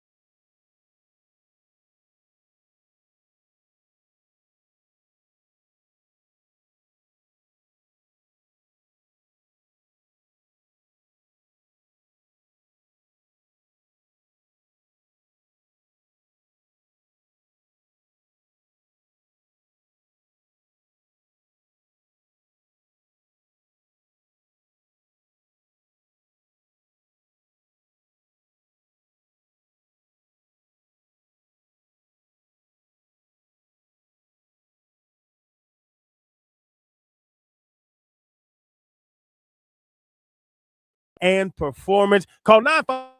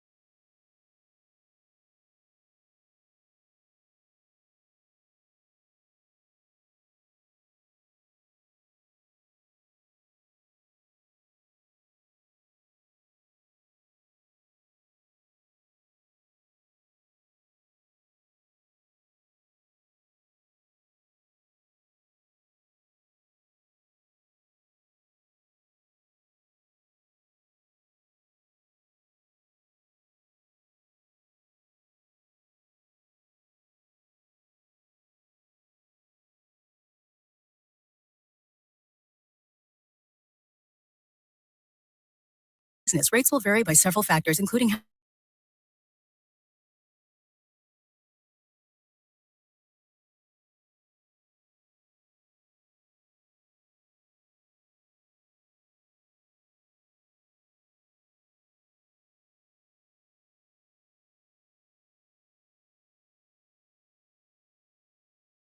play. Join the fun at the casino at Dania Beach.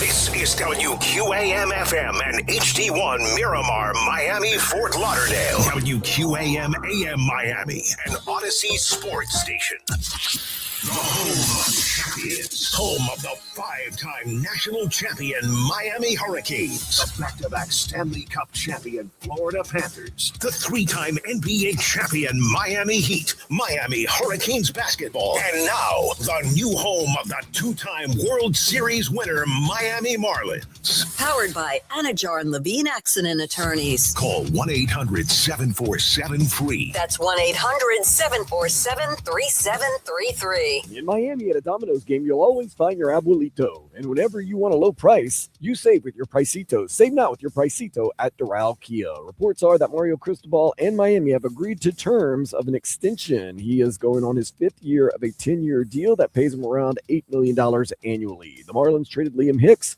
to the Rays for 3 prospects. They also sent Braxton Garrett to the Cubs for 2 prospects. Lake Bakar and Connor Norby were also moved. Miami plays Atlanta tonight, 7:15. Ryan Gusto gets the start. And Inter Miami, they are back in Leagues Cup action against Liga MX San Luis tomorrow at 7:30. This weather report is brought to you by Tornado Roofing and Contracting. Have a leaky roof? Take action now. Get a free estimate at 954-968-8155.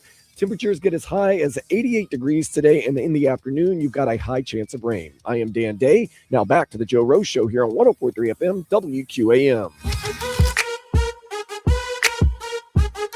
And welcome back, and a good morning here for the 8 o'clock hour live with the Miami Hurricanes.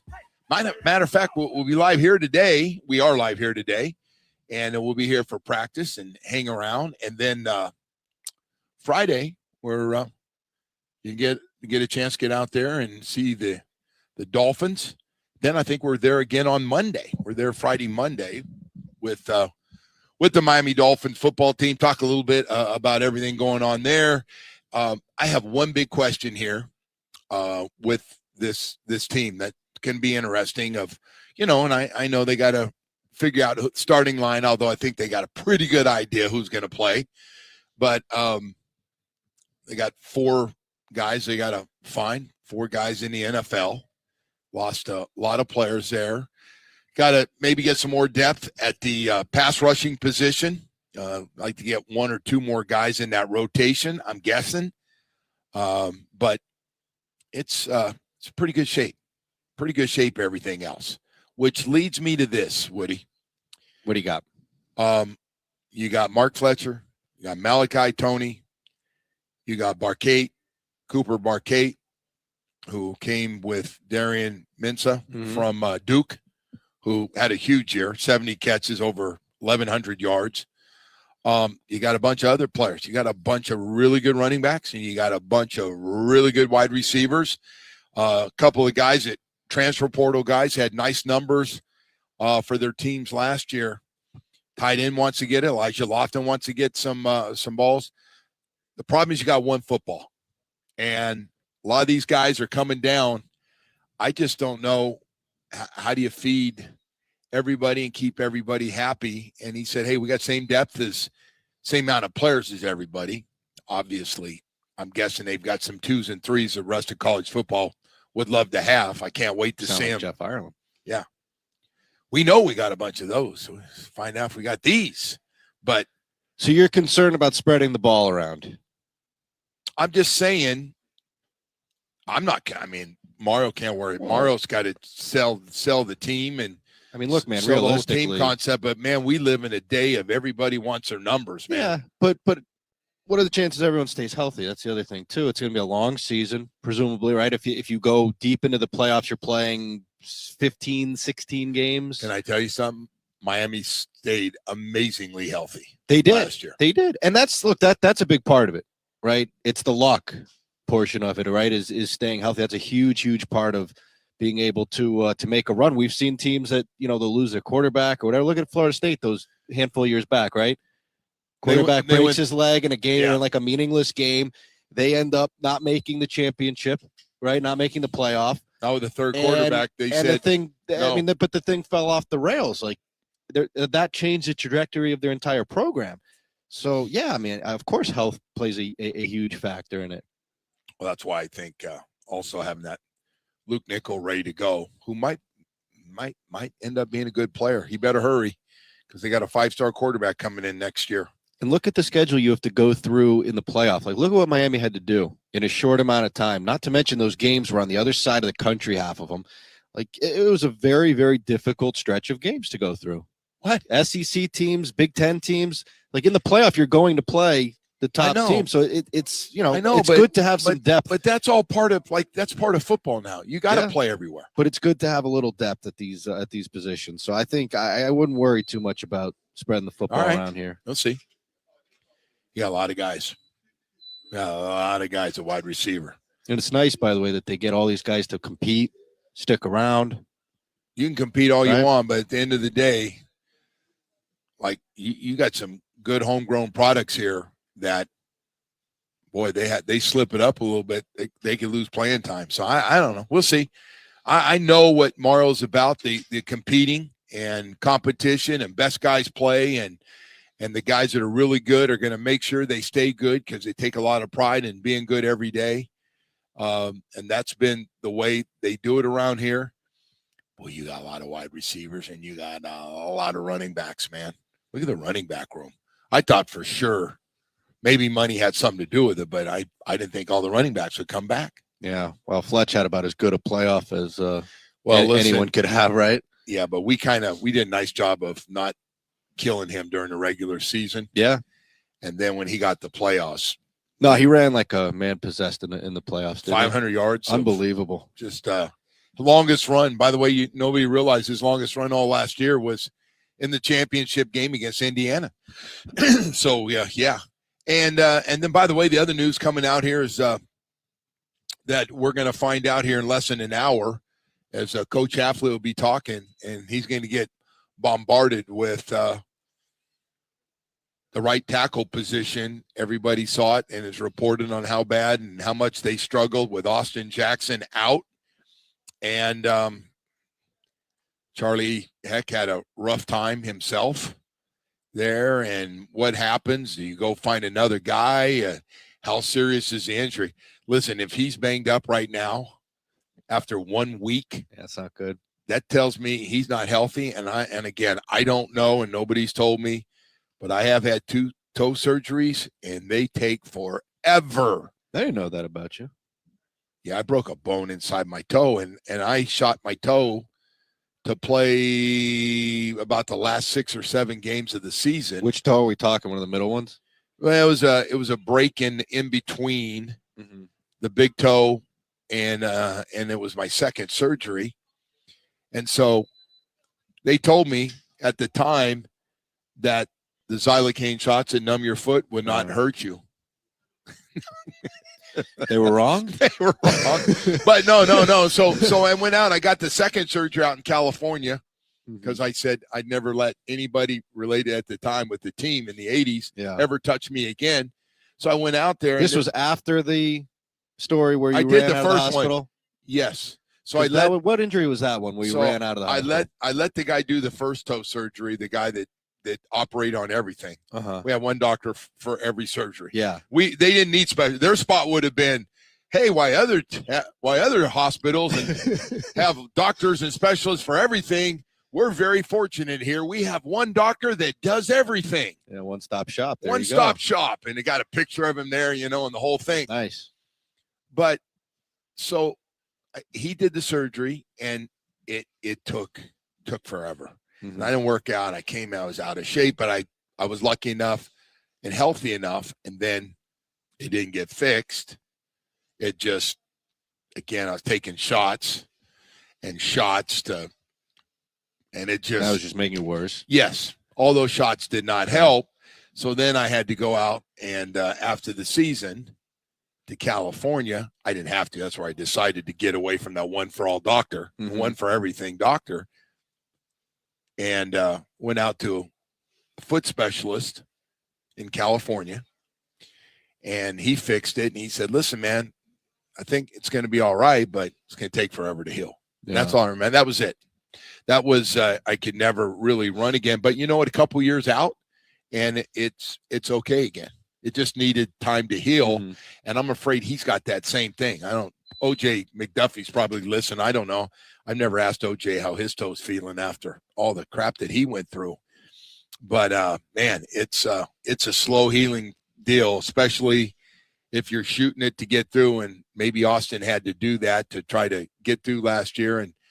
And he's paying. I don't know, but I just know the good news is he didn't leave the field, so didn't look like it was something real serious.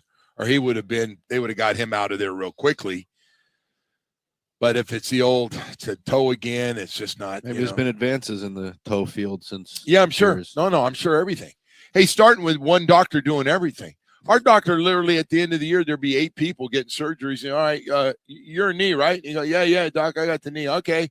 And what are you? Elbow. Okay, I got that. I got the elbow. And then what are you? Hand. Oh, yeah, I got the hand. And you go down and guy, I got it. He just did them all. Is this same one from the story we ran out of the hospital? Yes. This same guy that was sued a shoulder, right? This is a guy that sued me years later and got me in trouble. Okay. Well, we don't want that to happen again. No. That's why I didn't say anything. I'll defend you. I didn't say anything. But that was your shoulder, right? Yeah. That you were in the hospital for that one? I didn't get that fixed. It's fine. Still to this day? Yeah. Just healed on its own. And this guy wanted to operate on it. Wanted to pull a ligament out of my leg to strap it down. I go, that ain't going to happen. How many team doctors? And I go, that doesn't make sense to me. And by the way, I'm not the smartest guy. And I go, that doesn't make sense. You want to strap because they shaved my leg? I go, well, why are you shaving my leg if it's my shoulder? Because he's mentioned he's going to take a ligament. And I go, really? That ain't going to happen. That is not going to happen. I need to go to another doctor. And then from there, I went and saw Dr. Canal. And that was that Dr. Canal. Listen, thank you. I appreciate it. You were right. Doc says, you don't need it, man. You don't need this. You don't need an operation. He'll on its own. And Dr. Canal, you were right, my man. Dr. Canal, you are absolutely right. But I went in, and the team goes, oh, no. You need to fix that thing. Are you sure, man? I was in pain now. Separated on that field in that artificial turf. But this stuff it's slow healing, man. It's toe. I know it sounds weird if you haven't had toe. The toe's bad. When OJ said he couldn't run again, like I said, what happened? You get stomped on or something? I don't know how everybody. Do you know when it happened? I do know. I don't want to get into how it happened. Right. I don't want to get into all this stuff. Why are you sitting there? Were you trying to get me a lawsuit? No, I'm just curious how you hurt your toe. I didn't realize it was that. About it. I'm still okay. I just. But did someone do something dirty? You don't want to get in trouble? Like I just don't want to talk. Okay. We don't have one doctor for the whole body anymore. That's probably a good thing. Well, the Dolphins have 20 team doctors now. I don't know. Best in the country, right? All right, listen, we got to go to break here. We've got a lot more stuff to get to. That's interesting story time, though, man. You always loved I walked out of the hospital. I love that story. I'm curious about this toe thing now. I don't know why you don't want to tell us what happened. Oh, Todd, get into it. All right. No reason. I've never heard that story before. No reason. No reason to bring it up. All I know is after that, guys started flying all over the country. They needed stuff. Did I ever tell you Don Shula called me one off season? Mm. And he and I got a call. Secretary was called on his behalf. I said, "Yeah, coach wants to talk to you." Oh God, it's never good. It's never good. Yeah. Just screaming, going crazy. I go, what? Hey guys, what's up, coach? You know where Marino is? No, coach, I have no idea. He said he's out in friggin' Lake Tahoe. He's got some doctor out there, the Olympic doctor, to fix his knee. And this is after I'd walked out. After I'd walked out. And it was bad. The success of surgery, it wasn't very good. The success rate on surgeries was not great. I'm just not what it is today. I think I'm generic where I'm not going to get in any trouble on this, I think. And so anyway, I go, I didn't know. He didn't call me. He goes, so it's just coincidence that he's out in Lake Tahoe going to this doctor, the Olympic doctor, to get fixed. Mm-hmm. You know, and he was mad because, you know, team doctor called and said, hey, Marino's not using me. He went to his own guy. I said, Coach, I think it's a pretty smart move, don't you? And that. You said that to him? Yeah. Because he's sitting there ripping me for something that one of the best players in football at that time.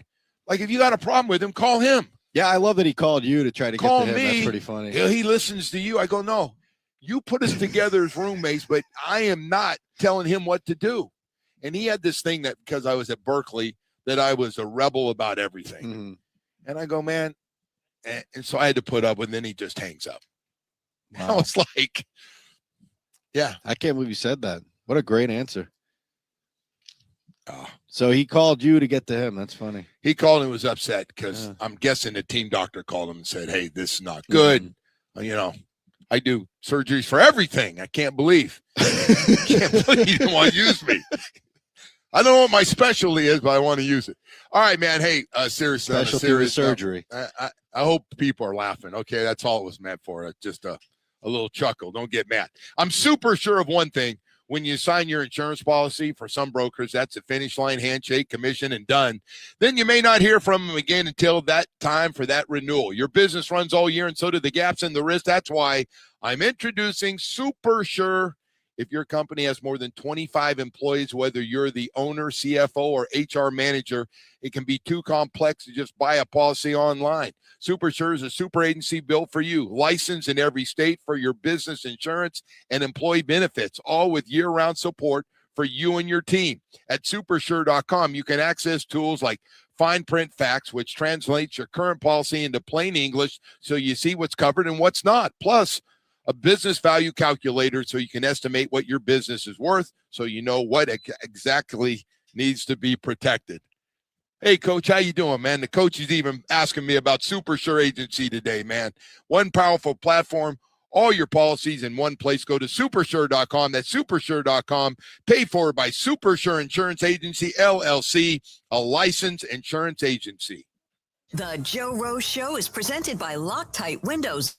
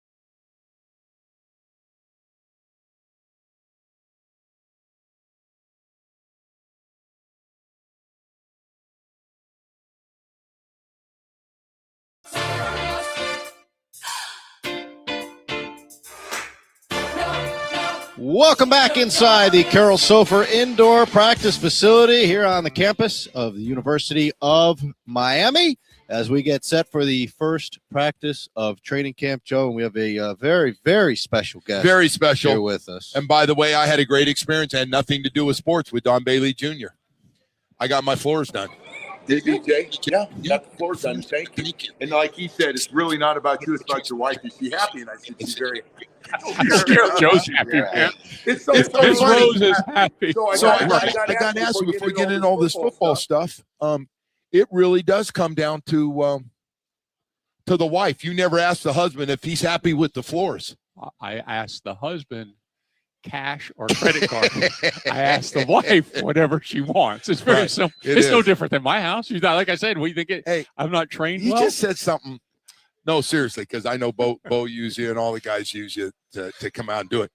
Do you really enjoy going out and doing it yourself? Man. I thought you were just saying that to me. You weren't just giving me the company line. No, I'd like if I could if I could just take care of clients all day long. Be better. It's like being out here. But unfortunately, that's about 10%. No, you got to take care of stuff, the other stuff at the office, I love taking care of different people. stores Absolutely. and all that. But I got to tell you, man, it's great. And you never talk about it. Something your dad started a long time ago. Yeah. God bless him. Yep. We lost him, but you have done a great job with it. And I spent a couple hours before you and I went and had dinner the other night, and I was in there, and those guys, seriously, they talk about you and what you do. And when you're not here, you put in a full day, sometimes before early in the morning and then in the afternoon all over South Florida. So I just say to everybody out there for any kind of flooring, Don Bailey Jr., man, he's not as sexy as his dad is on the back of that. I don't know, bro. I'm pretty ripped right now. I'm in as best shape I can be in. Dude. You 198, tanned up. I'm ready for the season. No, but it is funny through the years, that picture in the back. All right. Anyway. Hey, so what a crazy coming into this. Mario's obviously in a good mood and should be. Oh, yeah. He's got a hell of a team that everybody's been talking about nationally. Everybody's talking about where they are. But how about the recruiting class that he just put together for next year? It's never going to end.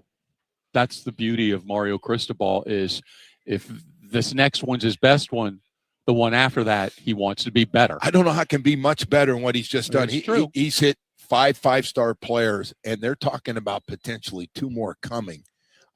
You can't really talk to him because he's got to be careful on the stuff with recruiting violations and all that. But my God, the class he's put, and it's got one thing about it, wasn't just about South Florida, although he did pull some of the best players out of South Florida, 2 of the 5-star players. But, man, he went to California and got the best defensive back in the country. I think that's the beauty of what you see here is that for so many years, and you've been around it that long too, is that you've got to win the state of Florida, right? And then you got to win the state of Miami, which is, from Orlando South, let's say. But now what Coach Cristobal's done is he's taken this program national as far as recruiting goes. And he doesn't care where he will knock on that door and he will go after who he wants. It doesn't, if they're in Utah, they're California, Wisconsin, it doesn't matter. I thought when he went to California and took the Oregon job, and I knew he's a big part of what he has to do is recruit California. Sure. When you're in Oregon, there's not a lot of players in Oregon. You go right into Northern and then Southern California. And I say he's going to find out this is different because I thought Mario, Cuban, American, I thought he's kind of about South Florida. Man, he went out there and he chewed it up. And he had those kids and USC was a little down. Yes. And UCLA was way down. Way down. And he went down and about 22 million people in that little area, and he chewed it up. Well, you know what, though, Joe? He's going to go after the talent, and he's going to go after the character. I mean, you've got to have both to be with Coach Cristobal. You've got to understand what this program's about and what practice is going to be about and what the expectations are. Yeah. And he's going to go after you. Well, he keeps his promise, too. That's the good thing. So you sit in meetings and stuff. I want to ask about the O-line. We'll get to number one on the choice here. There's a coach right here coming in here. There's my man. With this. Yeah, we're just getting ready to talk about that offensive line, about all the new guys, man.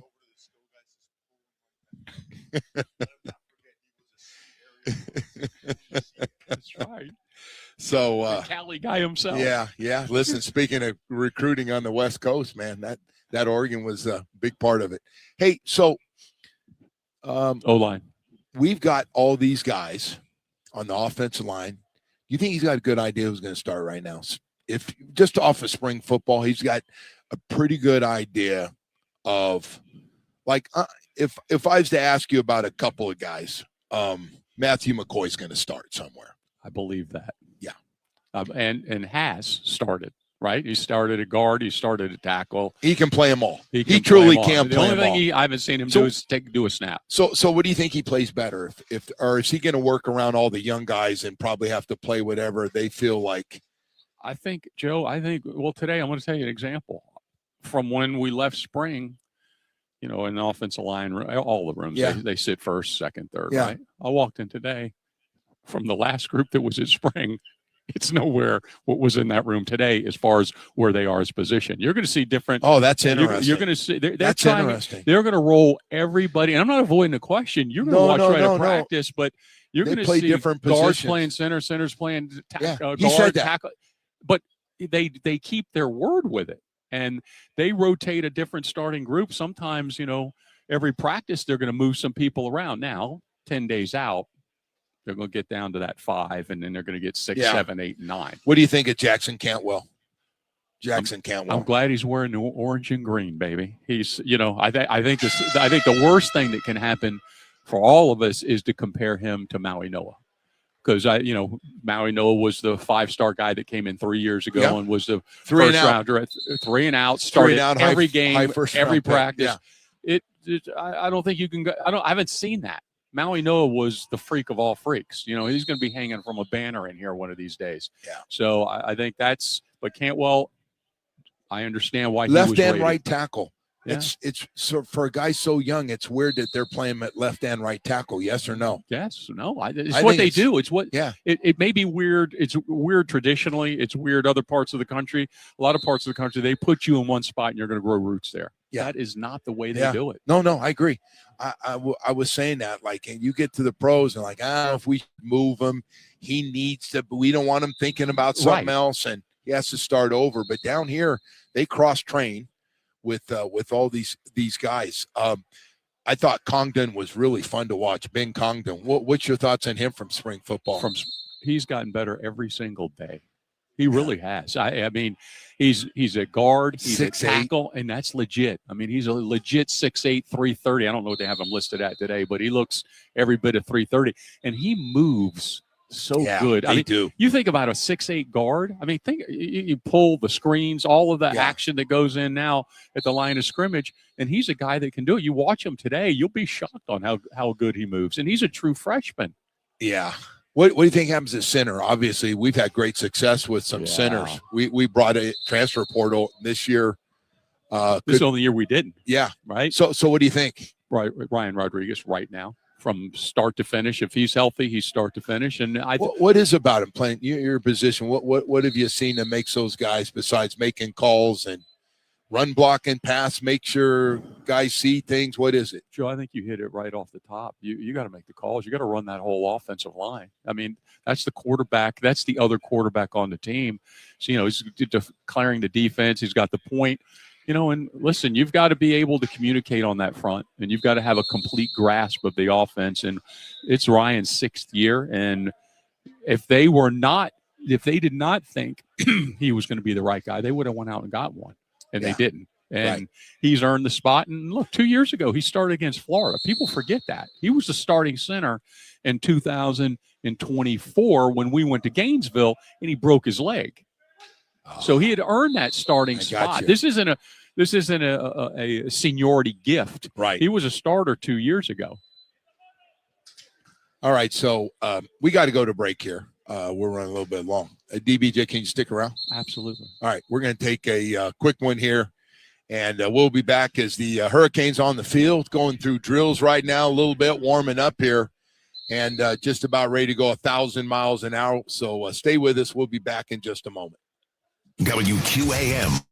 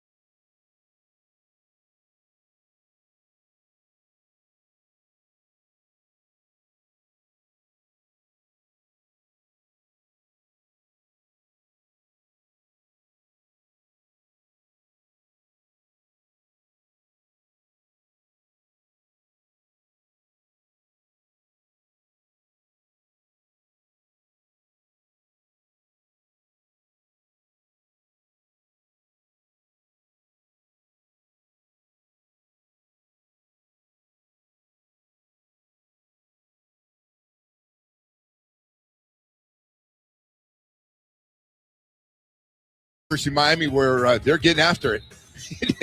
It didn't take long. 1, 2, 3, let's go. It didn't take long.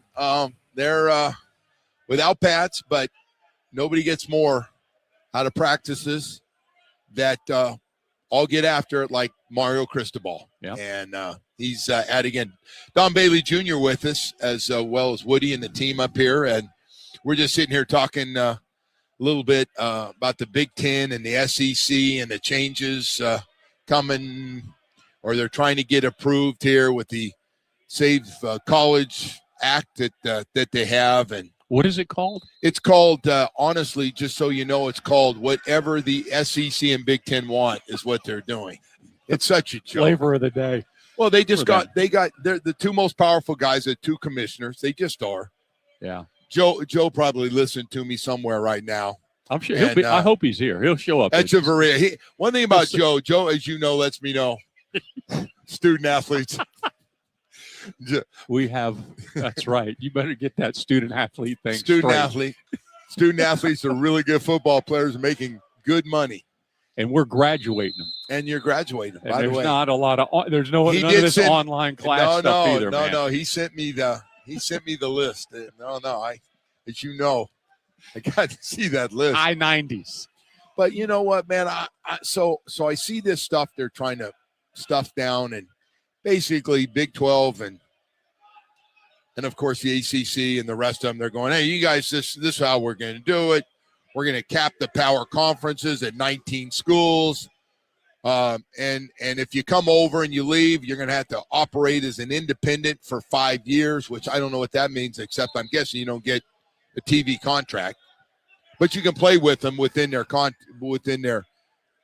conference. Like, why would Miami want to go to either one of those conferences and not get paid for 5 years? 5 years. But still, we want you, and your games will be up. You'll be playing, and we'll make money off your games. Yeah, no, right? Exactly. You'll be good for our business. So I can't see that flying around here. I just listen. I hope the ACC thing works out. I do too. Now this is where Woody and I disagree a little bit. We started this morning. I think it's good for business to see Florida State good again.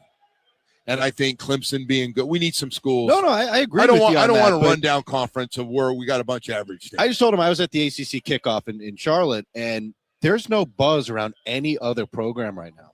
But that's not good. There's just Florida State is obviously. Miami. Florida State's obviously down. Clemson is, I mean, they're coming back. It's media day, so they think they're coming back. Dabo's bringing them back. 17 transfer guys. Sure. But there really is. There's a lack of buzz around. I mean, the talk of the event. So the talk of the event the year before was Bill Belichick, right? And all North Carolina nonsense. And then this year it was all about Miami. Wait a minute. Wasn't his girlfriend that was the talk, Joe, or was it about Coach Belichick? No, the girlfriend was high on the list. They're still accusing her of like somehow wanting Michael Lombardi out. They had articles.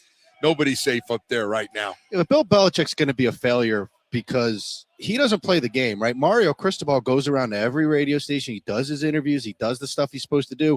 Belichick doesn't come down and speak to one person. He's too big for that, right? Like he doesn't play the game, and that's why he will be a failure in college. He didn't read the job description for college football. I mean, you've got to circulate. You've got to do this. He and Michael Lombardi truly believe, no matter what anybody says, when they said we're going to be the 33rd NFL football team, as in players going to want to play here, and they're not just going to show up just because you have one of the great coaches in the NFL. But that's 74 years old. I've told him many times, like, how many 17-years-olds care what Bill Belichick did? Well, that's a very good point. Because if you're starting to recruit, you got to start recruiting them at 15 and 16 and 17. Don, he's not going to work that hard. He won't. Why? No. Why? He's got $200 million in the bank and a 24-year-old girlfriend. You think she wants to hear about him going out to recruit a 15, 16, 17-year-old kid out in California who might said, man, I'd like to put North Carolina on my final 5 list, that he's going to run out there and he's not. He's already proven that, do it, and then come back on he's not going to do it. This guy, we're just talking to Dennis, who's he got no life either. No. I mean, it's full-time, all in, committed to this program. And it starts with head coach. And I mean, he's the best example. Is anybody more all in than him? By the way, you know Mario really well. What a great news for him. New contract extension, great recruiting class, and a really good football team. That is the trifecta. It certainly is. And you know what it is, Joe? It just continues to show that the university is aligned. Everybody's aligned through athletics on the academic side, the athletic side, from the top down. Yeah. And that's what the big difference is. How about this facility? Did you even notice that it's twice as big? I did when I got in here, and I went, holy smokes, the whole thing opened up. It's and on incredible. time, Joe. Remember, on time. On time. That's right. No, yeah. By the way, you motivate people when you tell them if it ain't on time, you ain't getting the same dime. That's right. That's a good line. That's right there, buddy. There you go. You got a problem. So, it is. You got a 100-yard field. Also have the red zone field for the offensive linemen over here to do their drills. And then the whole facility on one side now just for football. The weight room and football and the chief of he's pulling it. I mean, would you help me? He can't do anything to you, Joe. Yeah, he can. When I'm down at the Biltmore, he can. He can. When I'm down there. Don't mess with him on the 4th of July at the Biltmore for that big show. Don't do that, man. You got to call in advance, Joe. You can't just show up. You're not ready for that one. The chief will take care of you now. Oh, no. He will. Chief takes care of you. By the way, he's been around a long time, and he's a good one. How about we came in together? Same freshman class. That's right. Wow. The same freshman class. Huh? You can see he's had a little rougher road than I have. That's his wrong. Management. No, it's true, bro. He's that's why we both got to drive out of this city. Remember that. You got to remember that. Uh-huh. Hey, I didn't say I love it down here in Coral Gables. I think it's one of the great places to live. Cities in the world. One of the greatest police ever you'll ever see. Force they have. They're great. The best. The way they handle people, they're the best at what they do. That's right. That's the best we can do right there, man. That's right on that. Right on the money. They're wonderful. Just don't break that speed limit. So, well, listen. How do you feel about? Watch your back. You stand behind. How do you feel about opening with Stanford right off the bat? I like it. I love it. I don't like the trip, but I like the game. Yeah. I mean, look at this September we got, Joe. It's a little wacky here. Yeah. No, it's good. Out on California on a Friday, Miami on a Thursday, Wake Forest on a Friday, back to Miami on a Saturday. Yeah. It's it's a little different. It's funny you said that because the Dolphins go. Where they go? To Las Vegas and then San Francisco. Are they going to stay? Yeah. First time. Be 10 days on the road. How's it look out there? How's the practice tempo look now? Oh no, it's different. In much better. Dolphins. Much closer to this. Much closer. Yeah. He gets after it. All 11 on 11. You probably read not a 7-on-7 No, guy. I heard you talking about that yesterday. Hate 7. We have not done. There's been none. He did 1-on-1 drills yesterday, which I am a fan of. A receiver or offensive Both. line? Everywhere. Okay. And because I think you need that work, don't you? Absolutely. You're an offensive lineman. Yeah, you need a one-on-one work Absolutely, you need it. Yeah. By yourself. All right. Hey, listen, we got 9 o'clock hour coming up here. If you missed it, we're going to have Mario Cristobal, who we had on early this morning, spent some extra time with us. We'll have that on for you coming up here as well, as the Miami Hurricanes are already started up and doing a little stretching here, and then going to take the show outside here in a little while as well. But I want to talk about Chill Zone Air Conditioning. I love talking about President Melissa De Verona down there. She does things differently. I don't know about you, but listen, we're all going to need an air conditioning company to call at some point. They break down. And when they break down, when you got to make that call, and the worst part is nobody's ever on time. How about people come out and don't know how to fix the problem? How about one person tells you you need a new air conditioning unit, and the other one tells you, no, you just need a part for this and you'll be fine. Whatever it is, if you're ready to make a change and try something new, President Melissa De Verona does things a little differently. She and her company there do things a lot differently at Chill Zone Air Conditioning. She takes all the calls. To start with, She sends out the crews. And by the way, wants everybody to know, every one of the people going out has a lot of experience. So you're in for a great experience when they come out. It's about being on time. It's about making sure you're not waiting all day at the house for somebody to come out, and they can do it for you, man. Chill Zone Air Conditioning. Tell them you heard it right here on 104.3 WQAM. You're going to love the way Melissa does it. I swear, when you call her, go, "Are you Melissa?" "Oh, you are Melissa." Joe Rose said you were going to answer the phone. ChillZoneAC.com. Learn more about them. But if you're ready to make a change, covering all of South Florida, they do it the right way. You're going to love the way they do business. No surprises, and just good old great work done at Chill Zone Air Conditioning. If it's going down, you know we on it. If it's going down, you know we on it. WQAM got Miami Sports. Canes training camp is underway. We've got the news from Floral Gate.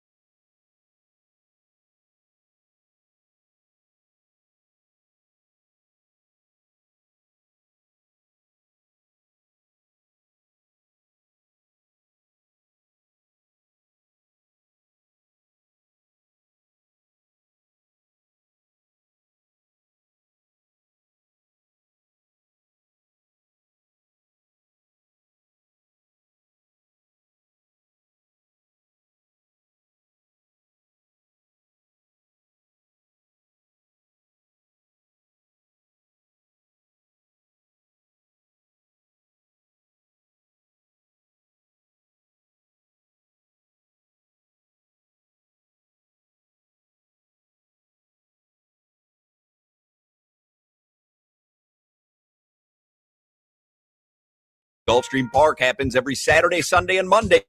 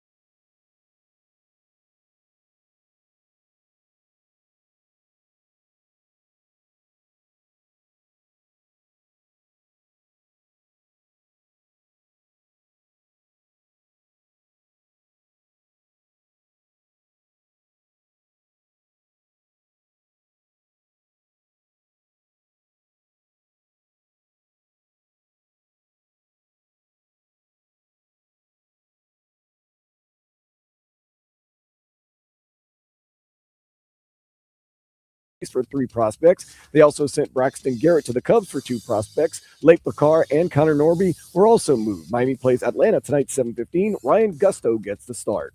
This weather report is brought to you by Tornado Roofing and Contracting. Have a leaky roof? Take action now. Get a free estimate. Call 954-968-8155. Temperature is going to get up to the high 80s and a chance of rain as the afternoon goes on. I am Dan Day. Now back to the Joe Rose Show here on 104.3 FM WQAM.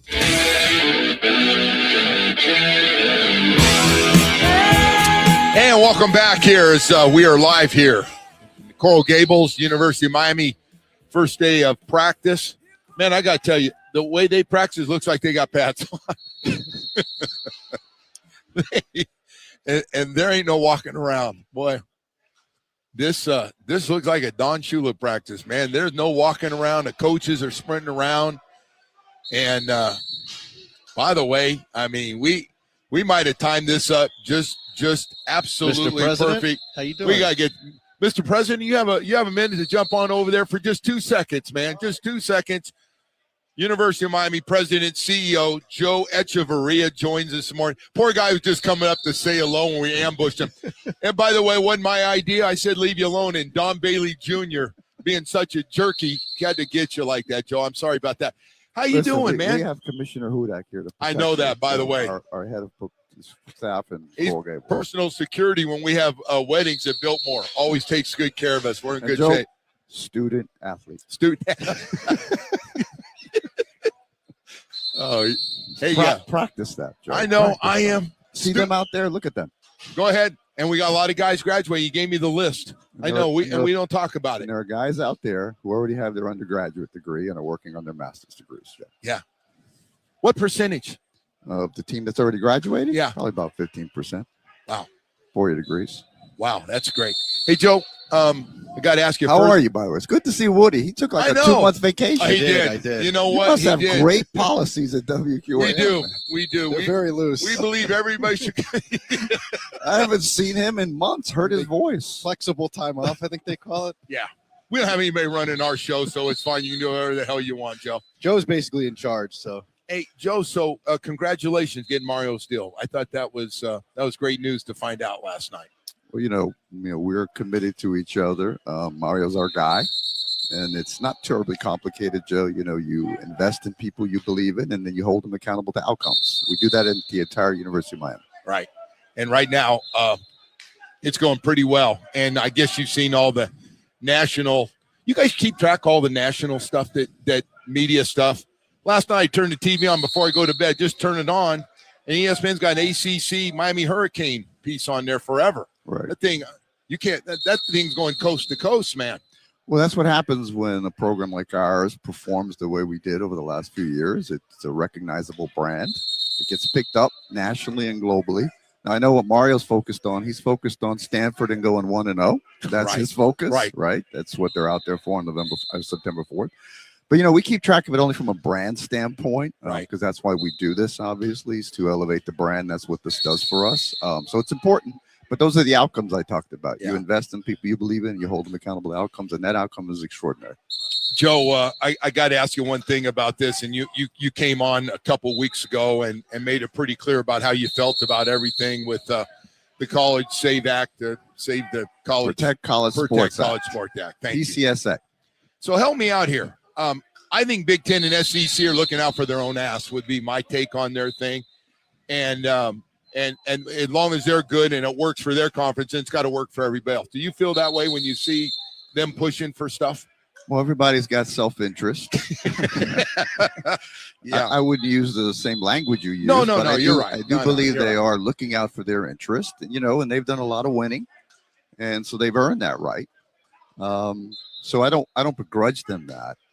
But you got to look out for this university, and we're looking out for this university's interest, as we should, as everybody should. Quite frankly, they happen to be in the two big conferences who have more of the clout than we do, so they're pushing for their agenda, which is understandable. There was one thing I thought of you, and I'm going to leave this alone. Capping the power conferences to 19 schools, and if you do join, you're an independent for 5 years before. Am I reading that like no money for 5 years, but we want to play you? Is that? I guess that could be an interpretation, but now the latest. Now it could have changed because the Senate is still, convened, right? So it could change.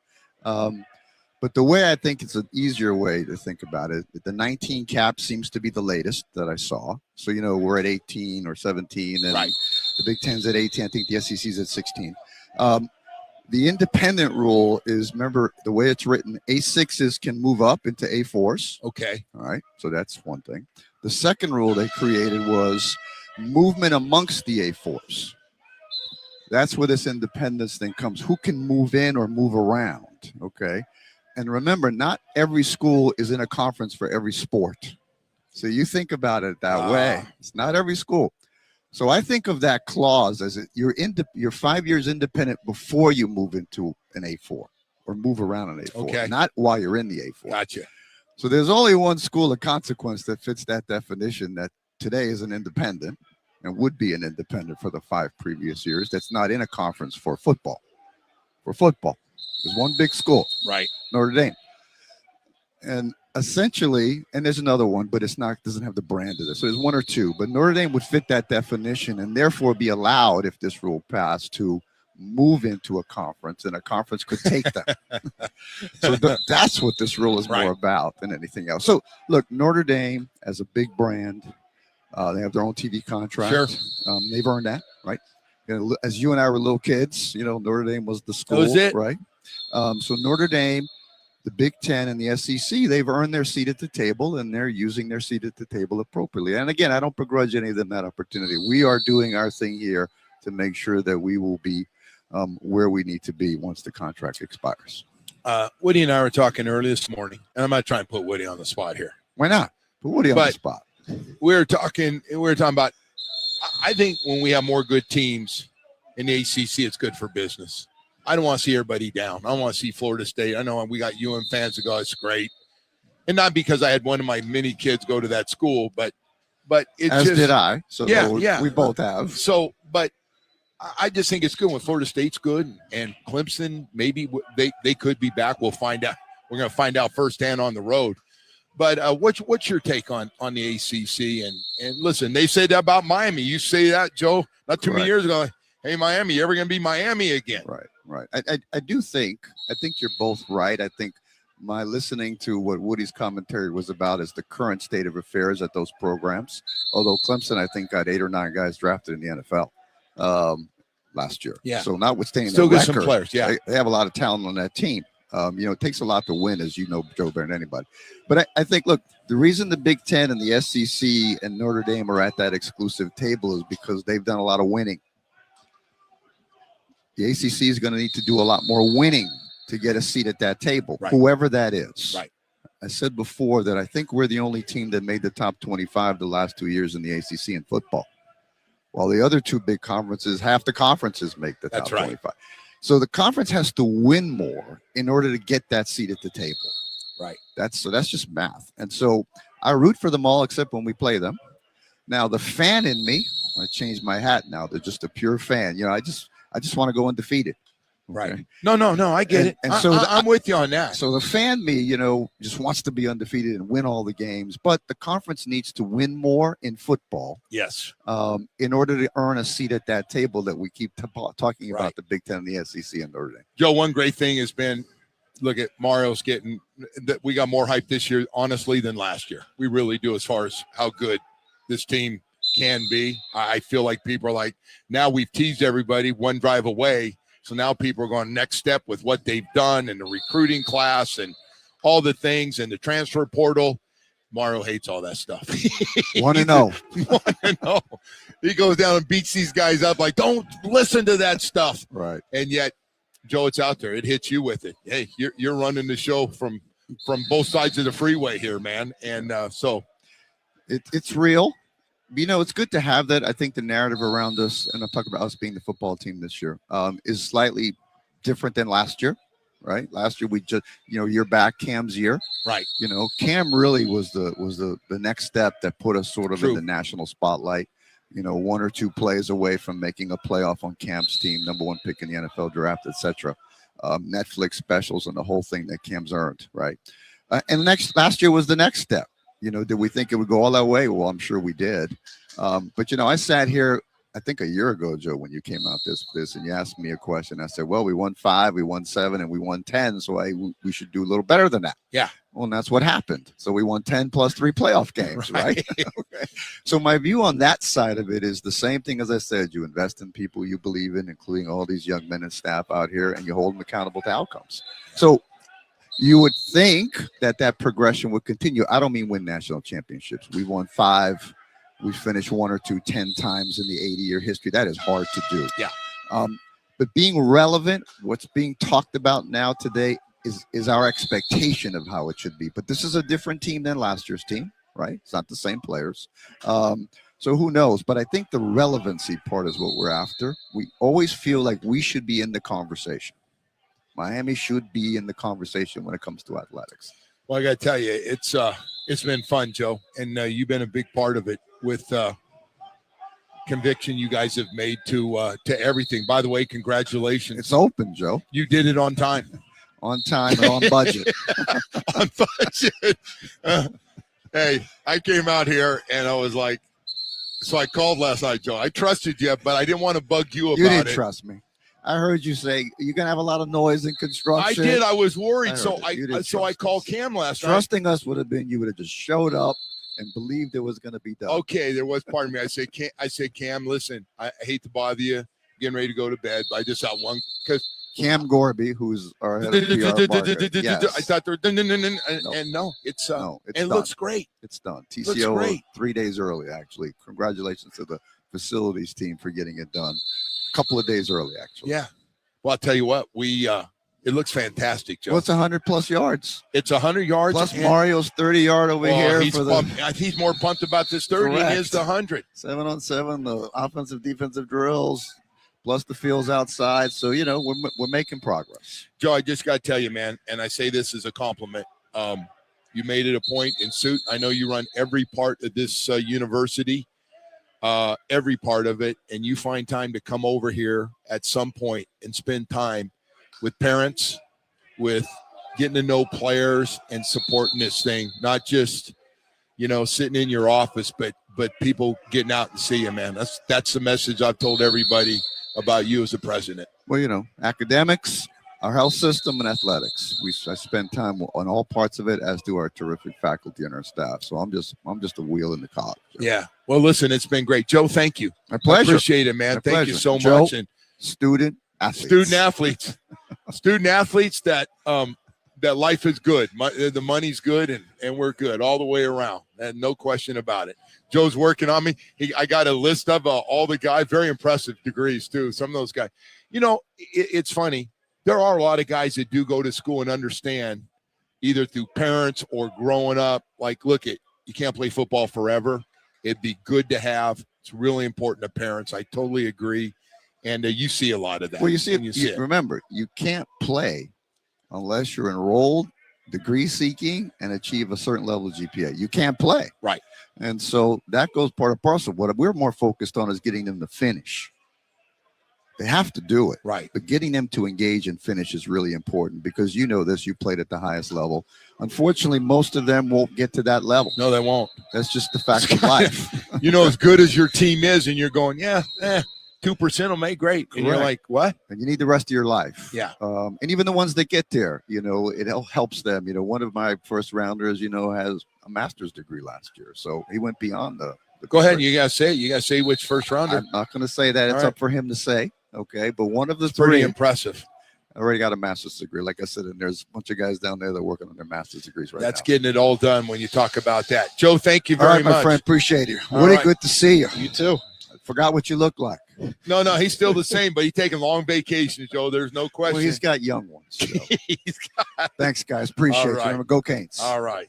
University of Miami President, CEO Joe Echeverria joining us. We got to go to a quick break. We'll be right back after this. Thank you. The Joe Rose Show is presented by Loctite Windows.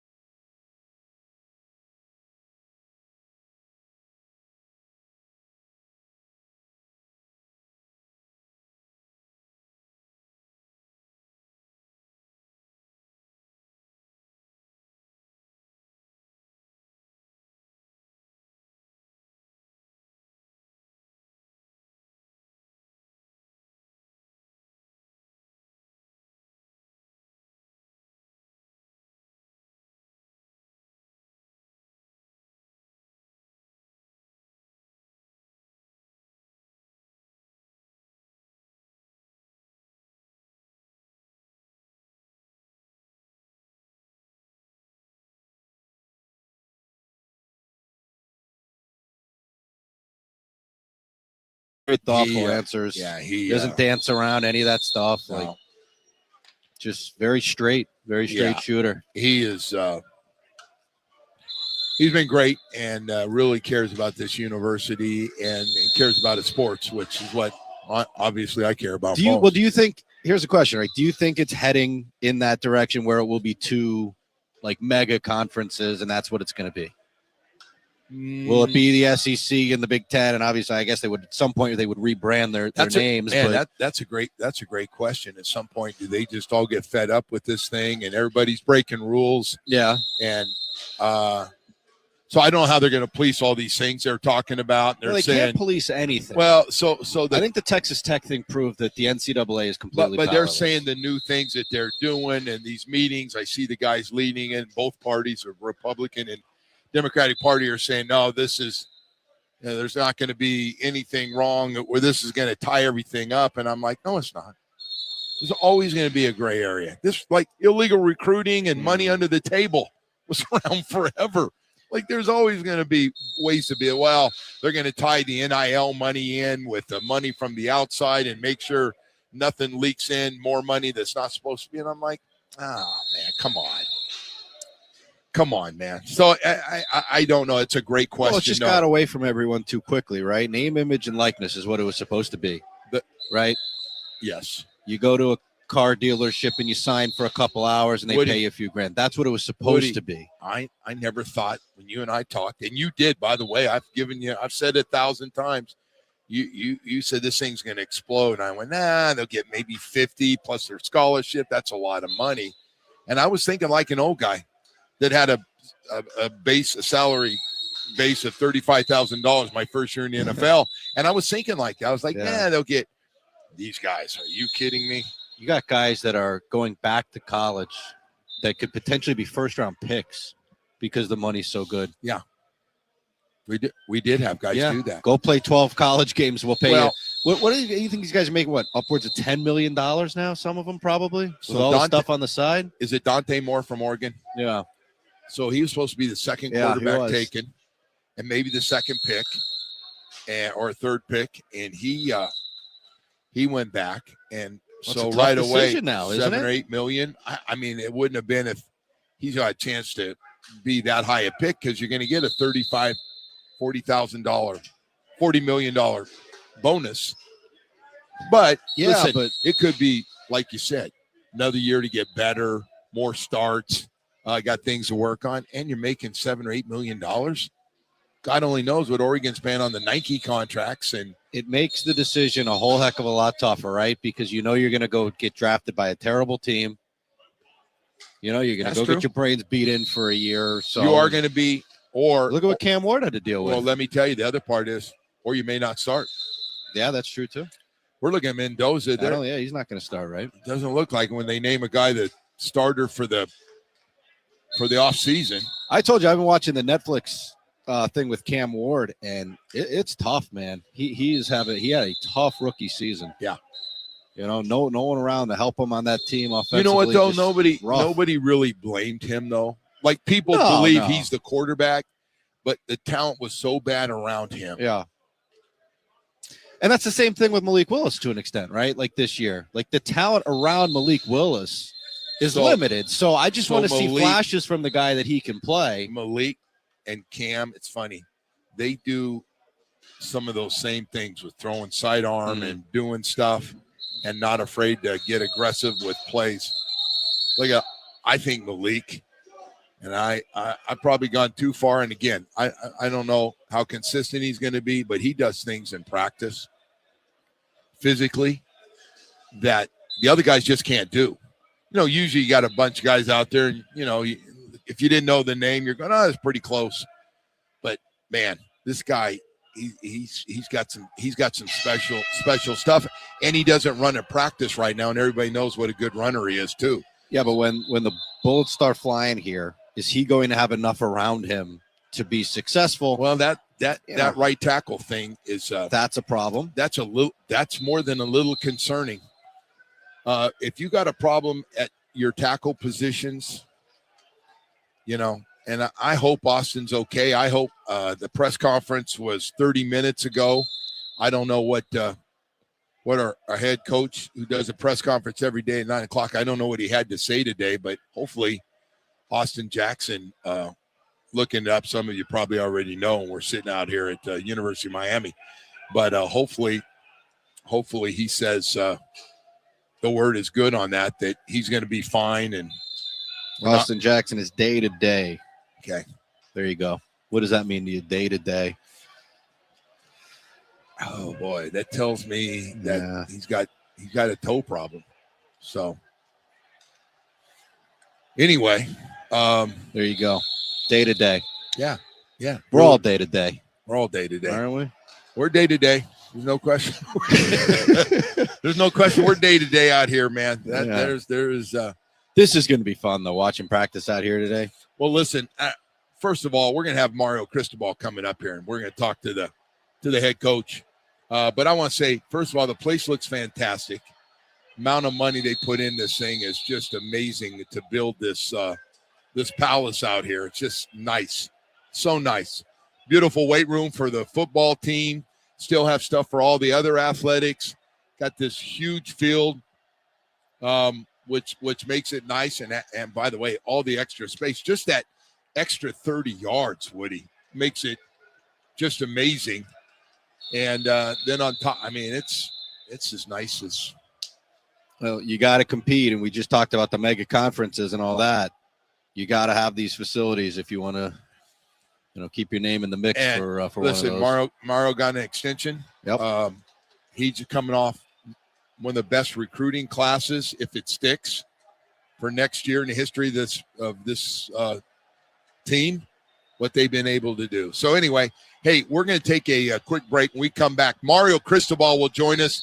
So stay with us, and thanks for being with us. The Joe Rose Show is presented by Loctite Windows, Doors, and Roofing. Loctite Impact, South Florida.